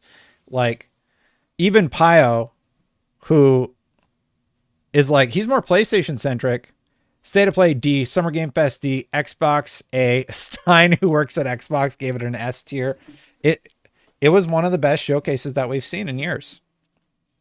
That's my take on the whole thing. I did want to watch the Metal Gear Solid Delta thing. I talked about this in the video about how Xbox kind of proved everybody wrong. I lost count, but there were 7 or 8 that said play it day one. Aaron Greenberg pointed out, can understand anyone losing count. It was 18 games. 18 games day one with Game Pass, and here they all are. I'm blocking Call of Duty, Stalker 2, and South of Midnight, but you can see like what a lineup. And even Winterboro reminds me of the story I read to my son about the mouse that like, or the porcupine or whatever that gives his hat and gloves to everybody. I really, really like it. Digging it. Not sure about Adamfall. Adamfall feels like Fallout. It's like just Fallout, basically. I haven't watched the how long is this deep dive with Avowed? It's 27 minutes. I don't know if we want to watch the whole thing there. I haven't even seen the Black Ops 6 trailer. Yeah, honestly, like if you don't have Game Pass in 2024, I think you're just being kind of dumb. Like if you're a gamer and as soon as a game comes to Game Pass that you want, you should get it. I think it's a good deal. Is no more. Good evening. The Soviet Union is no more. Oh, this is gonna get me flagged, isn't it? Maybe we watch it like super low volume. Yeah, all right. So Call of Duty. I'll get flagged if I watch it, right? These are Astros. I love Astro headphones. I always have. Free from the specter of global conflict. So here's the crazy thing. Like, I grew up when a lot of these things happened in history. So having to grow up with all the stuff. I'm muting it and unmuting it because they're playing, I think it's no, it's Prodigy. And I just know it's Firestarter by Prodigy. God, it looks so good. Graphically, it looks good, and I like where they're taking us for the story. I don't know why it's checking. It's being stupid. I set Chrome to, like, do resource management so it doesn't do as much. Yeah, it's Firestarter by Prodigy.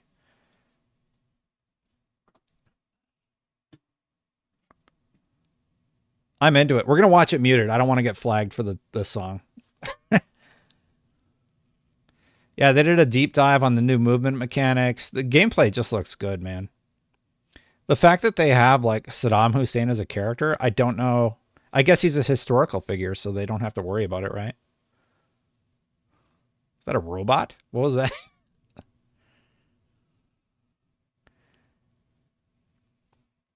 Yeah, I feel like Black Ops 6 is going to be one of the good Call of Duties, right? Black Ops 6 is looking like one of the good Call of Duties. Never played COD before, so I wouldn't know. Well, I mean, it seems like being able to play this one is going to be just fine for you. And this one will be on Game Pass. It's the first one coming to Game Pass. There was all that will they, won't they with Game Pass reporting happening, and there it is. Even though Sarah Bond basically said, watching Obsidian's Road to Avowed when they're doing a dev playthrough of Pillars of Eternity 1 and 2, I really wish Avowed had the same look, color palette, and feel. The bright colors and cartoony character designs are real put off. I'm still going to give it a chance. So that's Luke Bat over on Twitch. I agree with you, man. I think they set themselves up for controversy by doing this whole misdirect thing. But every time I talk like critically about Avowed, I feel like I'm met with a lot of pushback and people that don't agree with me. I felt like they sort of set up a reveal that was going to be one type of game, and then when it came to be revealed, it looked a lot different than what we were expecting. I was curious about the hype level, but like it seems like hype level is doing pretty good. Oh yeah, so here it was. Really quick. Here's the Avowed release date, by the way. Avowed might launch on November 12th. We got another look at Avowed during the Xbox Game Showcase yesterday, but no exact release date beyond a promise of 2024. After the showcase wrapped, Obsidian's accidentally revealed Avowed is targeting a release date on November 12th. The blog post was edited after the release date mention was discovered, but not before I took a screenshot. All right. November 12th. Let me just check my email. Let me see if I got an email really quick. November 12th.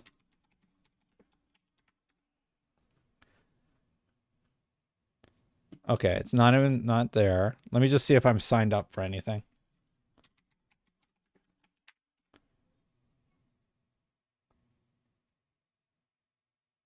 Assassin's Creed Shadows is November 12th.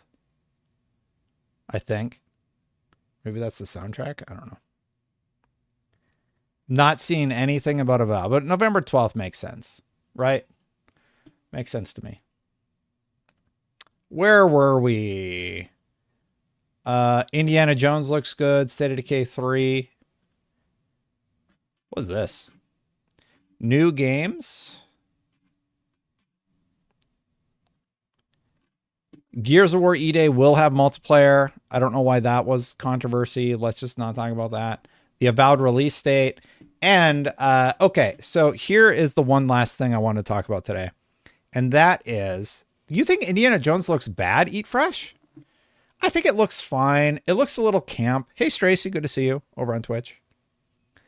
All I have is Game Pass. That's all you need, Breeze. There's like a lot of games on there. A lot of games you can no life. Like with Game Pass, having ESO on there alone, that gives you more than enough stuff to do, right? Okay, so there's a rumor that the original Halo, this is the original Halo trilogy, I think it's just the original game, is being remade for PlayStation 5. With Halo fans agreeing that nothing quite beats the originals, a recent rumor has hinted at an upcoming remake. It was back in Halo CE. With the franchise being handed over to 343 Industries in 2010, there's a lot of nothing here. What I have learned about the CE project, it's very early stages of development. It's a proof of concept for Halo on Unreal 5. It's not a remaster, but a remake, said insiders tweet. Read. So they will be adding things, but trying to stay faithful and building on content ideas. So, okay, this is the bad story. I should have just went to the...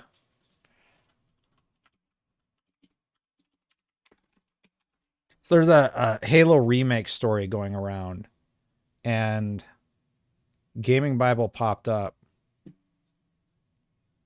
It's a remaster. Here's from IGN.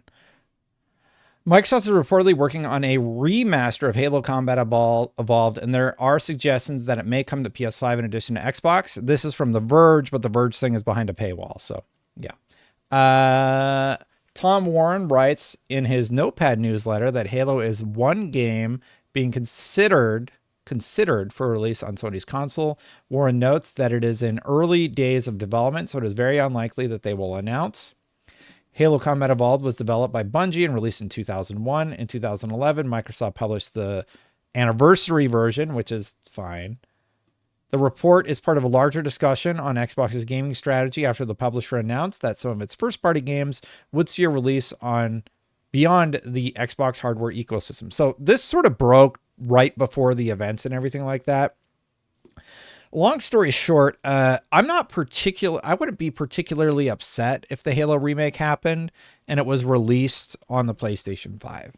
It's a remake. I want to make sure it's not a remaster. It is a remake. No news on a new Splinter Cell. I was producing behind the scenes the Ubisoft showcase, and that was one of the things that we felt like should have been there but wasn't. So yeah, I'm gonna take a quick peek at this Avowed thing. Welcome back to Avowed, so that was very exciting. And then we actually had you on this smart decisions, not crazy ones. We're gonna skip to the gameplay. But yeah, it was great to see the reception after Developer Direct. One of the things that I know folks called out that we spent a lot of additional time on was refining that sense of hitting, which we're gonna see some of in our footage today. So yeah, it's really just okay. Well, let's skip to the footage today. very first voice that we hear from at the beginning of the trailer is the Emperor of Adir, your boss, essentially. Mm-hmm. He's sending you to the living lands to get to the bottom of this soul plague called the Dream Scourge. I just don't like the look of it. It's whatever, like gameplay looks better, but... Find out what's causing it and find a way to stop it. The next person we hear from is Inquisitor Ludwig. It looks too much like the ESO engine, and the ESO engine looks too cartoony. So like they wanted to differentiate themselves from Elder Scrolls, right? Because the original look, they said that, oh, we want to sort of do our own thing. We want to differentiate from Elder Scrolls. Now they just look like ESO. See, people are 50-50 on it. So Carolina Gamer says, I like this art style. I like this shot of the armor or whatever, but I like the idea of a Skyrim art style versus this. It looks too much like ESO. Who I'm I very like the box excited art to also. have playing such a big part in Avowed. Players from Deadfire might remember her as a side character in one of our very interesting side quests, but in Avowed, she's pretty central. And her whole belief is that the Dream Scourge is really just symptomatic of larger problems, a Looks larger like some sense interesting of chaos and disunity and destructiveness at the heart It does look like some interesting story stuff, though. of the living lands. And in the world of Pillars of Eternity, souls and essence, which is the stuff of souls, it manifests physically. And so she might be onto something. All right. All right. Sorry, they're still showing Then the gameplay. very last person we hear from is Giada, who's one of the companions that we'll meet in our journey. And she's taking a different perspective. She's saying this chaos is part of who we are. It's part of what makes the living land special. Don't try to tame it. character model Don't try looked to good. end it. Embrace it and cherish it and kind of nurture and tend to it. So again, what that really sets up for the player is this is a big world. It's got adventure and danger, and it's also got a lot of choices to make. And it's going to be up to you. Apparently, there was also an interview with Delta, but I missed the Delta. Okay, so here's more gameplay. Like I said, I'm going to skip through this. I don't want to. Over the I wanna course see of the game. gameplay. We're not too far along, but we have here a Oh, lovely this is like the nighttime start. scene. I think this region in particular looks fantastic at night. Not Very only because, stunning. Yeah, thank you. And here we have some Sporlings attacking Yahtzee, who is going to be one of you. There was no sound with the arrow. And here we have some fantastic. There was no sound when the arrow hit the character. That was weird. At night, not Very only because, stunning. Yeah, thank you. Maybe it's like a debuff. And here we have some Sporlings attacking Yahtzee, who is going to be one of our That was weird. Anyway, other companions. And you were But for- charging up yeah. like your bow and arrow there, and then you're also kind of trying to slice your way through what looks like some very thick top this looks. heavy I'll be honest with you. This looks okay. swirling armor here. And you're right, we are struggling a little bit. Yeah, they're giving you a run for your money here. Yeah. I'm We'll, like, we'll fix that. So Okay. part of the problem is we've just transitioned out of an earlier region, and so we haven't upgraded our gear yet. So if we look like we're struggling against these little mushroom guys, it's because we haven't upgraded our weapons so that they're really up to par with the enemies we're going to face here. So there's a lot of hacking and whacking, but Why would you use this for your demo? Yeah, all of our gear is trash, and we could barely beat these little mushroom guys. Why would you bring fix that in this? short order. Oh, fantastic. People. I was about to lose my wits. You wouldn't happen to have a ladder on hand, would you? So this is still fairly early The character design looks. I mean, it's weird looking, but I think that's the intention, right? It's like a fantasy character. into the game too, the setting of Emerald Stair. Yeah. It's like nice, and a then we have cat. Yahtzee. Yeah, cat she's a person. wizard. She's very fun. She's a little risque in a way that I think makes her a lot of fun to talk to. She's got some very good banters with the other companions. But yeah, she's just a little I think it's going to be better than it looks like, you guys. I think it's going to be better than it looks lightning like. ball I don't with a know. lot of personality. I'm worried about this one. This is the only one I'm worried about. But like, yeah, And You so, see the options yeah. here, by the way. Also, one of the great things about your game is, of course, dialogue. yeah, you can pick dialogue options. Oh, they show it again. I just want to see more of that gameplay though. Don't. And manipulating Why would you show gameplay like with bad the essence weapons that though? makes up souls and the essence that is ambient in the ether. Quite I hope you're wrong, controversial in the Mama. world. Yes, it is, which is something we get into in this region. But yeah, so this is a little enclave of animancers who are kind of free to study, outside of the The world- watchful eye the of world any design larger looks authority, fine. here in the The Pillars game were really living colorful lands. like this. But yeah, what it means aesthetically is they have this really lovely equipment with this wonderful purple glow that just looks great at this time of evening. Yeah, 100%. And so they are also impacted by the screen. Tina was our EIC for a while. She's great. I like seeing her on these Xbox podcasts. She Right, does and good now work. I'm looking at this. It looks like we're heading into the party camp. Can you tell us a little bit about Third what this person, area that is was and its big for people. significance for the player? Yeah, so Party Camp is one of my favorite spaces in the game. It's both your narrative hub and also your upgrade hub. We can see here, I'll just Third call person, out. yeah. Yes, we do have Yep. third person. A lot of the footage we're going to see today is in first person, but we do have a third person option for players who prefer it. But yeah, in Party Camp, that's where you'll get to know It looks like the ESO engine. upgrade our gear. So we've got Okay, our first look at gear. our party stash where we can stow a lot of extra equipment. We've got our upgrade screens. Okay, so she's upgrading from a one-handed melee weapon, 3 out of 3, to a common, which is just the next. I don't think it's an exceptional piece of gear. So you get one more stun, a 10% critical hit chance, the same season in battle buff, and 6 more damage. That seems like kind of like a bad upgrade. Like, And here's where we're taking some of our older gear that we picked up in the previous. so that you're upgrading your gear, you get 5 more damage, same stun, same stamina, 1% more critical chance. You upgrade it from a fine. Region, and we're going to upgrade it so that we're better equipped to fight the enemies here. Yeah, sporlings. Yeah. Exactly. I mean, I gotta see it in action. Oh, yeah. I gotta see it in action, but like I'm not particularly compelled by this upgrade system at this It'll point. be way better. But I want to touch back on what you Way better. You get like 4 more damage and 1 more crit chance. said around banter around with your companions. I've always found that like in those kind of camp areas and in games just in general, like that's where I love. Yeah. And I love that you all are including. Okay, so like we already saw this. Is that character again? We saw that character. All right, here we go. Not just upgrading some of our weapons, but also picking up some new. Okay, so these are your character upgrades. Carry weight, so there's going to be an inventory management type system. Looks like you get +1 base if you upgrade your constitution. Skills which you can do in this part. So what upgrade am I getting here? So Dex 2, you have 7% attack, 15 action.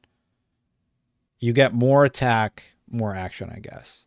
+2 base. So I'm guessing you get 9 and 17 Party attack camp speed. kind of downtime too. Yeah, so you can upgrade your skills and abilities anywhere as you level up. Wait, what? Downtime. They too. upgraded the Dex. Yeah, so you can upgrade your skills and abilities anywhere So they upgraded from, so it was 715. They upgraded it as you to level. 1022. How is that +2 base? That's +3. Maybe I'm an idiot. Something I'm not understanding. How the upgrade system Throughout works. the course of the game. That's one of the things we're doing right Man, I'm gonna upgrade my Dex, like 100 plus 100%. now. So on certain attack level up speed. milestones, we'll get to upgrade our attributes, which we just did, and on every level up. All right, so finesse, increased damage with one-handed melee weapons by 25%. I'm gonna, whatever character I pick, I'm just going to upgrade. I think Avowed's gonna, like, there's potential here. I am curious about how all this is going to come together. I want like max attack speed. So I'm just like, and max damage. I feel like the systems that I'm seeing, how they're going to intermingle, I think you're going to be able to break the crap out of this game. Because right now they're upping their finesse, which increases your one-handed melee weapon damage. And on the other page, you could increase the speed at which you use those. So if you stat just into speed and attack damage, you're a glass cannon, but you're just going to be able to nuke everything, right? Milestone, we'll get to pick a new ability. So in this playthrough, it seems like we've got a And then Fan of Flames creates a cone of fire in front of the caster, causing damage. So that's like an ability. So cone of fire, crazy attack speeds. I could see it couple coming points together. sitting in reserve. I So could see we're it coming spending these together. on different abilities in our different trees. And one of the really fun things about the way these are set up is you can really mix and match freely between them. So Will help us get through these brambles, right? So we're not only stronger, but now we can actually progress in the environment in Emerald Stair. Oh, okay, so you with have a to little cast bit it more that way. skills at our hands. yes. Yeah, we wanted to try to, Little as much as Metroidvania. possible, give skills, weapon enchantments, sometimes even your companions who can, use their environmental abilities to help you get through barriers like that as you build the character you want to play. Okay, so now that we're coming out of the camp, we've upgraded our equipment. Okay, the bow we've made a upgraded our noise that swords, time. So theoretically, these guys should be easier now. Yes, and you'll notice it's taking fewer hits Oh, to bring them yes. down. Yep, they Get go outta here. flying. But look at him; he barely stood a chance. Yes, we've got some nice blood effects as we're slicing through them. Yeah. So is that like new animation Just the idea that we're going to be fighting mushrooms. as well? You Where's use the sound bear? effects and animation as you're kind of upgrading your swords Yeah. and other items. Yeah, we want to This is like one of those quests. Go kill 10 mushrooms. Make sure that players are getting clear feedback as to when their gear is effective and when maybe they need to go back to camp. So it looks, it feels, it sounds different when you're playing with appropriately leveled gear. Do they just fight And this mushrooms? guy's a little different looking. Yeah. Oh, What's it's a his bigger- deal? Spikes. It's a bigger mushroom, you guys. So this is a caster. So, you know, all of our enemy families will have different unit types among them. And we've seen a lot of these little melee spoilings who just run at us. And it's very cute, actually. It's one of our... Okay, Caster says, I love the Pillars of Eternity games, so I know this one is going to have a lot of lore and detail. How important were the mushroom characters that they're fighting in the original Pillars game? Just out of curiosity. Were the mushrooms that you fight like really in important? the town of Fior, and he's going to help us try. He's going to try to help us diagnose what's going on with the living lands. Okay, here But we in go. order to do Humanoid, that, he needs the heart of an Adragon. elfin And an Adragon figures? is essentially a nymph with, you know, sort of the skin and appearance of Adra, and he needs, you know, the heart for the essence that it contains. I'm mostly excited about the story. So like combat is not doing it for me right now. Sent us into this glade to go retrieve this heart. This glade is inhabited by a bunch of Delamgon, who, as you can see, are a lot more dangerous and a lot more aggressive than the spoilings we encountered. You know, Delamgon in the world of I'm glad Pillars a lot of are people are digging fairly it. territorial. A lot of so people are we're kind digging of it. bringing this on ourselves. He did warn us that they wouldn't take kindly to us just marching through their territory, and we might have an easier time of it if we can avoid conflict. But conflict's also fun, so in this case, we're just, you know, swinging our sword and going on in. And you're right about them being a little bit harder to take down. We are The movie. definitely having to utilize everything in our arsenal here to take them down. Yes, yes, and you're seeing a few different unit types here. We've also got casters. These have some very long kind of whippy arms that they can get I up did want a darker game. I'm not ready to write off Avowed. I'm ready to give it a chance. at a medium but, distance yeah. with and a little area of effect attack. But they do eventually. This doesn't, the gameplay doesn't feel compelling right now to me. Like just what I'm watching is like thwap, thwap, thwap, thwap, thwap. Like there's not like a lot of like combos that you end up building into. Like you burn them with your fire, you stop that, and then you go back to hitting them. Like I really would have liked to see like a debuff with fire, and then you could do something off of that. Like combo off of that, or do something a little bit more compelling. It seems a little bit too one-dimensional, right? Stop. What am I coping about? I'm saying I'm not sure if I like this game or not. I'm cautiously optimistic. That's what I'm trying to convey. Eventually go down, but like you said, it takes more work. Yeah. Now we're approaching Stiff. what I'm assuming It is a very seems special stiff. character. Can you tell us a little bit about? This Yeah, so this is environment the looks good. Delamgon Queen. She has the Adragon heart, and I'm sure she'll be super cool with how we just Yeah, mowed through her I mean- followers. What could go wrong? We had to do what we had to do, right? Yeah, but yeah. hopefully She's she Queen doesn't. of no one now. That's right. We'll take everyone out, right? Oh, let's see what she says. Uh-oh, but wait, no. Yep, she, I like that she character can sense design. what we've That's done, cool. and she's not happy about it. So many of my kin are dead by your hand. Very Fallout. The time for words has Yeah, passed. of course they're gonna It's a fight. good thing we like fighting because we're going to fight some more now. Yeah. Yep. Hello. Okay. Backup forces have arrived, and now we're in trouble. But we're gonna leave that. Okay, so the trailer has like a really high rating. We've looked at the upgrade system. We've seen some combat here. Maybe they go back to it, but So long since one of your kind has walked in this I like the grove. design of this character. You know, in this case, Character the looks cool. Delamgon Queen has recognized that we haven't killed all of her followers. And so there's a I little like more of an that. opportunity to talk with her. She recognizes that we are godlike. She might even recognize what kind of godlike we are. But yeah, in this case, she will give us the heart willingly, and she'll allow us to leave the glade peacefully because we chose. And she's quite an ancient being, so there's a lot that she knows. You mentioned that, you know, she might even know where we come from. She might, yeah. Of course, the thing is, That's the kind of stuff that I'm into. Multiple solutions for each combat scenario. I like that. And I started playing the original Pillars, and it's quite good. Like the storytelling, the narration and such that they have, it's quite good. So there is a chance that this comes together. you know, Delamgon are, they're, like you said, they're very ancient. She has nice they're not teeth really for a part of tree. kid society, so I didn't even think of that. It's hard to get too many straight answers out of them sometimes. Yeah, but, there's some vagaries in there, but enough Yeah. to kind of pique our interest. But then she gave you the heart, and she said, "Take it and go in peace." Yeah, and exactly. there you go. We came in peace and we left in peace. Boom. Look at that. I'm still just cautious on this one. I'm interested. Like, it looks interesting.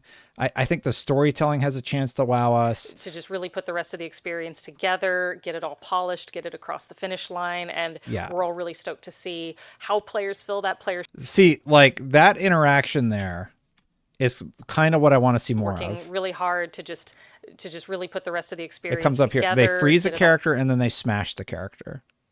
More of that. polished, get it across the finish line. Freeze, break. And we're all really stoked to see. So it looks like they froze the character and then using another spell, they shattered the character. And then that probably creates an AoE damage. Like, setups that pay off with other things that happen that propagate from your attacks. I've been playing too much Path of Exile too. Like, if I see this game is an RPG at its heart, right? I want to see things build upon each other. And that's what I'm hoping about. Somebody said go back. Together, get it all polished, get it across the finish line. So it's like is it a reflect? To just really put the rest of the experience together, get it all polished, get it across the finish line. I think that's either a reflect or an attack. Freezes the And character, we're all really and then they stoked to break the character. And it seems to do AoE. I like that. See how players fill that player-shaped hole at the middle of our game, and what kind of role they choose for their envoy, and how they. All right, we'll see. Path of Exile 2 is going to be on PC, PlayStation 5, and Xbox. It is the only thing on my brain. The rumor is that they're doing the thing later in the year. I don't think an official date has been announced yet, but that's what I'm hoping about. Okay, so Avowed, I'm still like, I'm so on it. I don't know what to think. Metal Gear. Okay, we got the official trailer. We got the partner preview. This is what I wanted to see. All right, we're going to do one more. How long is this? Why won't it load? Ratings for games in this Okay, this is 13 minutes, but this is a deep dive on Metal Gear Solid Delta. are pending. Hey everyone, welcome back to the official Xbox podcast, the only podcast coming to you Xbox/Showcase. And if you've missed one from earlier, Okay, so we watched Avowed. They're doing Metal Gear. They did our Age of Mythology, World of Warcraft, and Indiana Jones.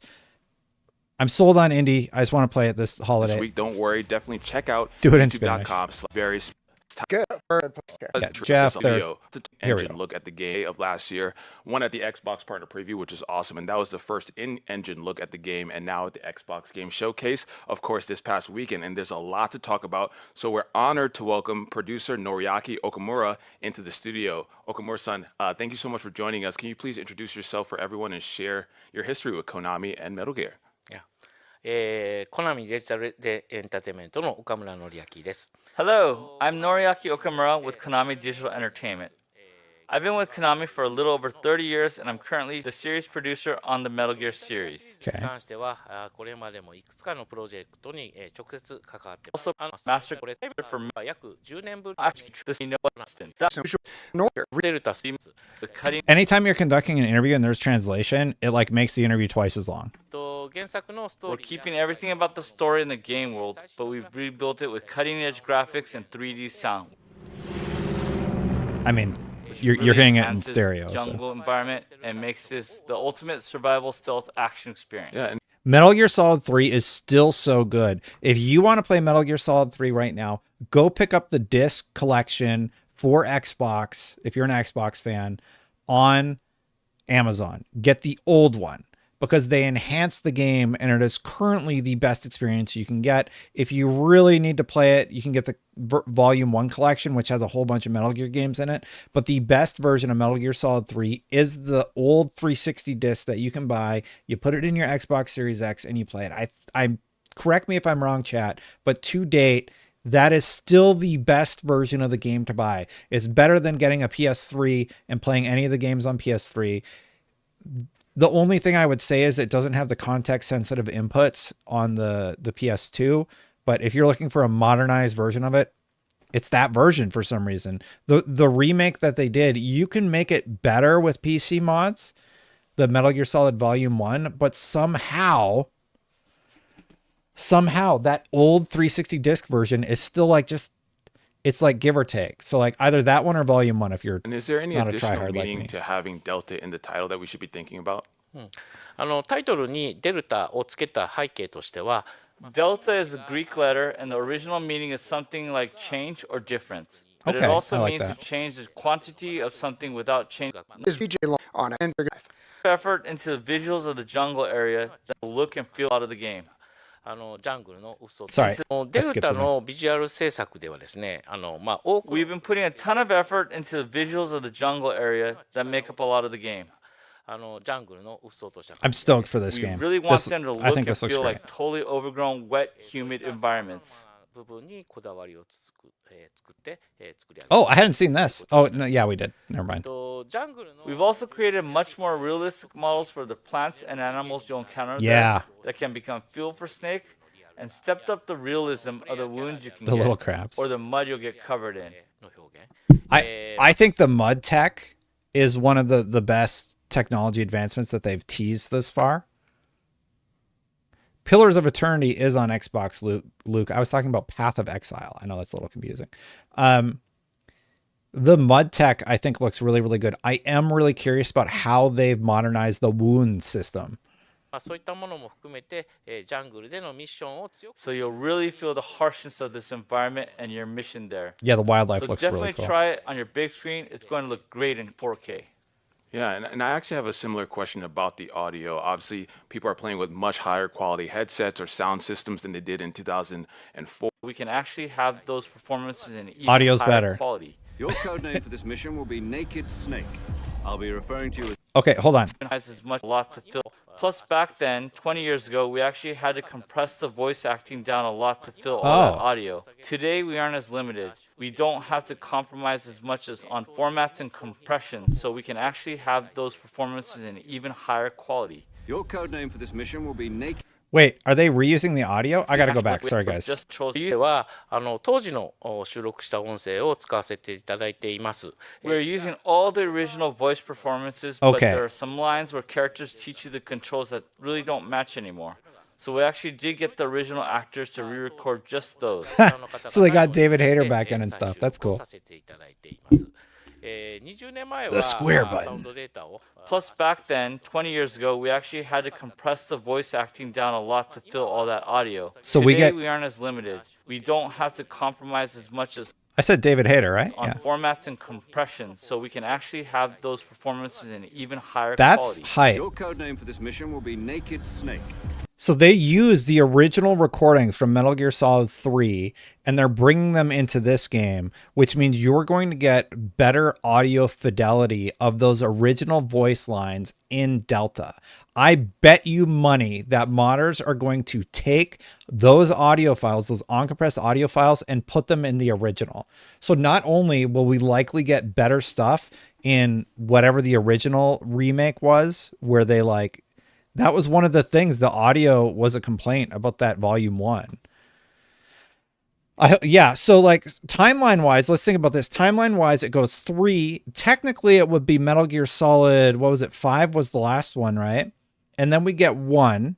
And then I think they would go to 1, right? So it goes 3, 1. No, 3, 5, 1, 2. And 2 was the ending, right? Oh, Peace Walker. Yeah, so it would go, okay, so it would go 3, Peace Walker, 5, 1, 2. Is that right?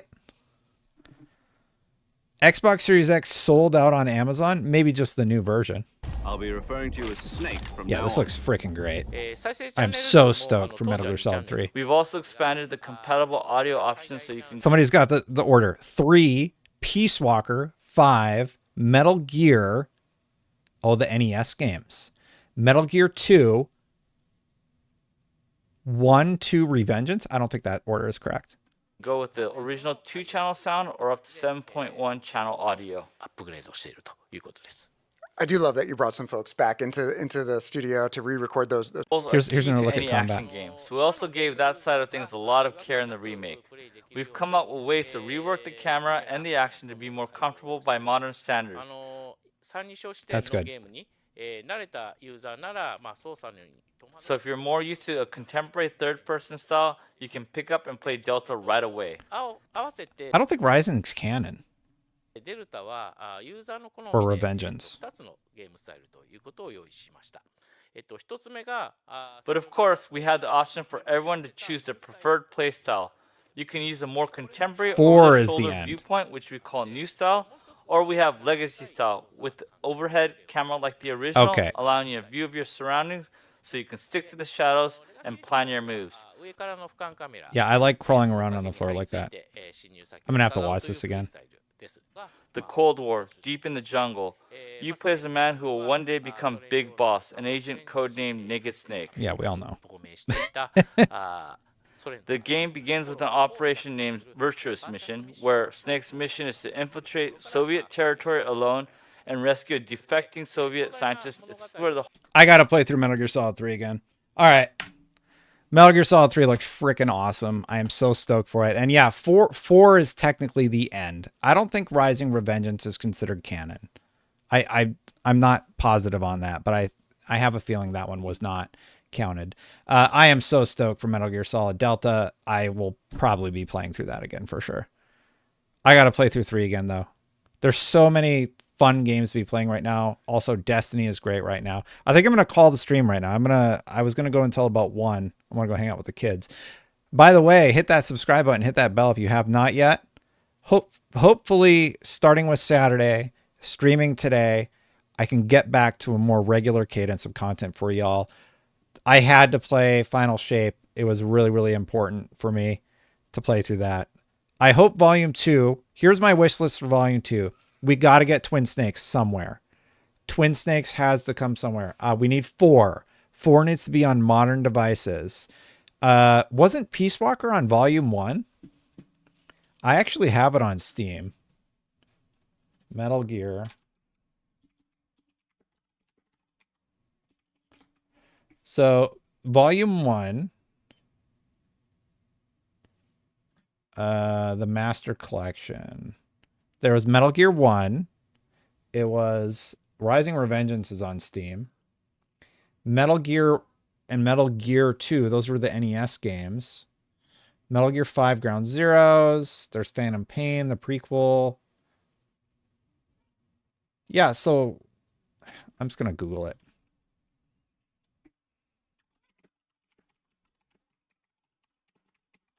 What was in Volume 1? Here's what was in Volume 1. You get the 2 NES games. You get Metal Gear 1, 2, 3. So we still need 4. What's left? 4? Acid? Was Peace Walker in this collection? Peace Walker, 4.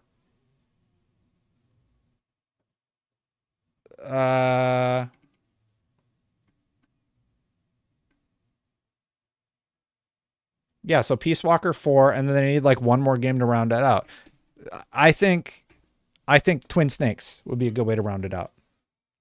Peace Walker, Metal Gear Solid 4, and Twin Snakes. I think that would be Volume 2. You throw Metal Gear Acids in there, and you're kind of good. Because they had Acid 1 and 2, and I have those in the closet somewhere. Let me see if I can find my old tweet about Metal Gear. Because I just...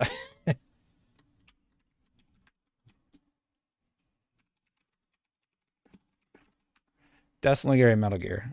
And it would have been media. I took a picture and I posted all my games. All right, so here's my collection. We got Metal Gear Solid. We got the VR missions. Ghost Babel. Ghost Babel would be a good one to go on there. That was the Game Boy Color one. We got 3 subsistence. So basically, these are good. I think the VR missions are in there. So Ghost Babel, Twin Snakes, Peace Walker, the Acid games, Portable Ops. Portable Ops has never been ported. All of these are sort of in the last collection, though. And I've added a few things to the collection. Like I added the 360 disc and such to this collection since then. And I got the other versions. I'm a big Metal Gear fan. Big Metal Gear fan. Yeah, okay. So here's what I would want the collection to be. Twin Snakes, Metal Gear Solid 4, Peace Walker, Ghost Babel, Acid 1 and 2, Portable Ops 1 and 2. I have Portable Ops 1 and 2. That collection, that would like complete the collection of the original games, right? And Rising Revengeance, whatever. I think Metal Gear Solid 5, it's like modern. I have that digitally. That's not in this collection because I own it digitally. But I think that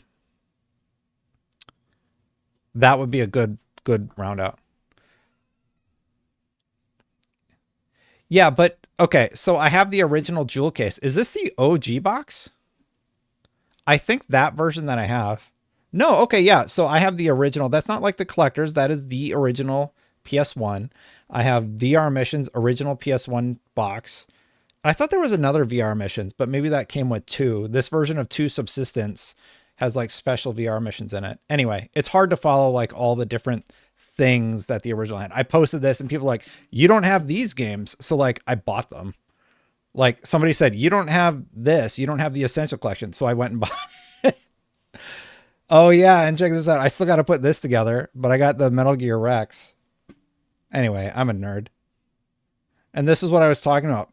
This is the 360 version. This is the updated version. Like, yeah. All right, I'm going to get out of here. Thank you so much for watching, everybody. Thank you so much to the members for supporting. I did update the member list. If you want to support this channel, click the join button to become a member. I'm going to get out of here. Check out my last video where I talked about how Xbox proved everybody wrong. I think they really did, myself included, because I was nervous about Perfect Dark. Let's see how things pan out from there. Thank you so much for watching, everybody. I'll see you for next one. Bye for today.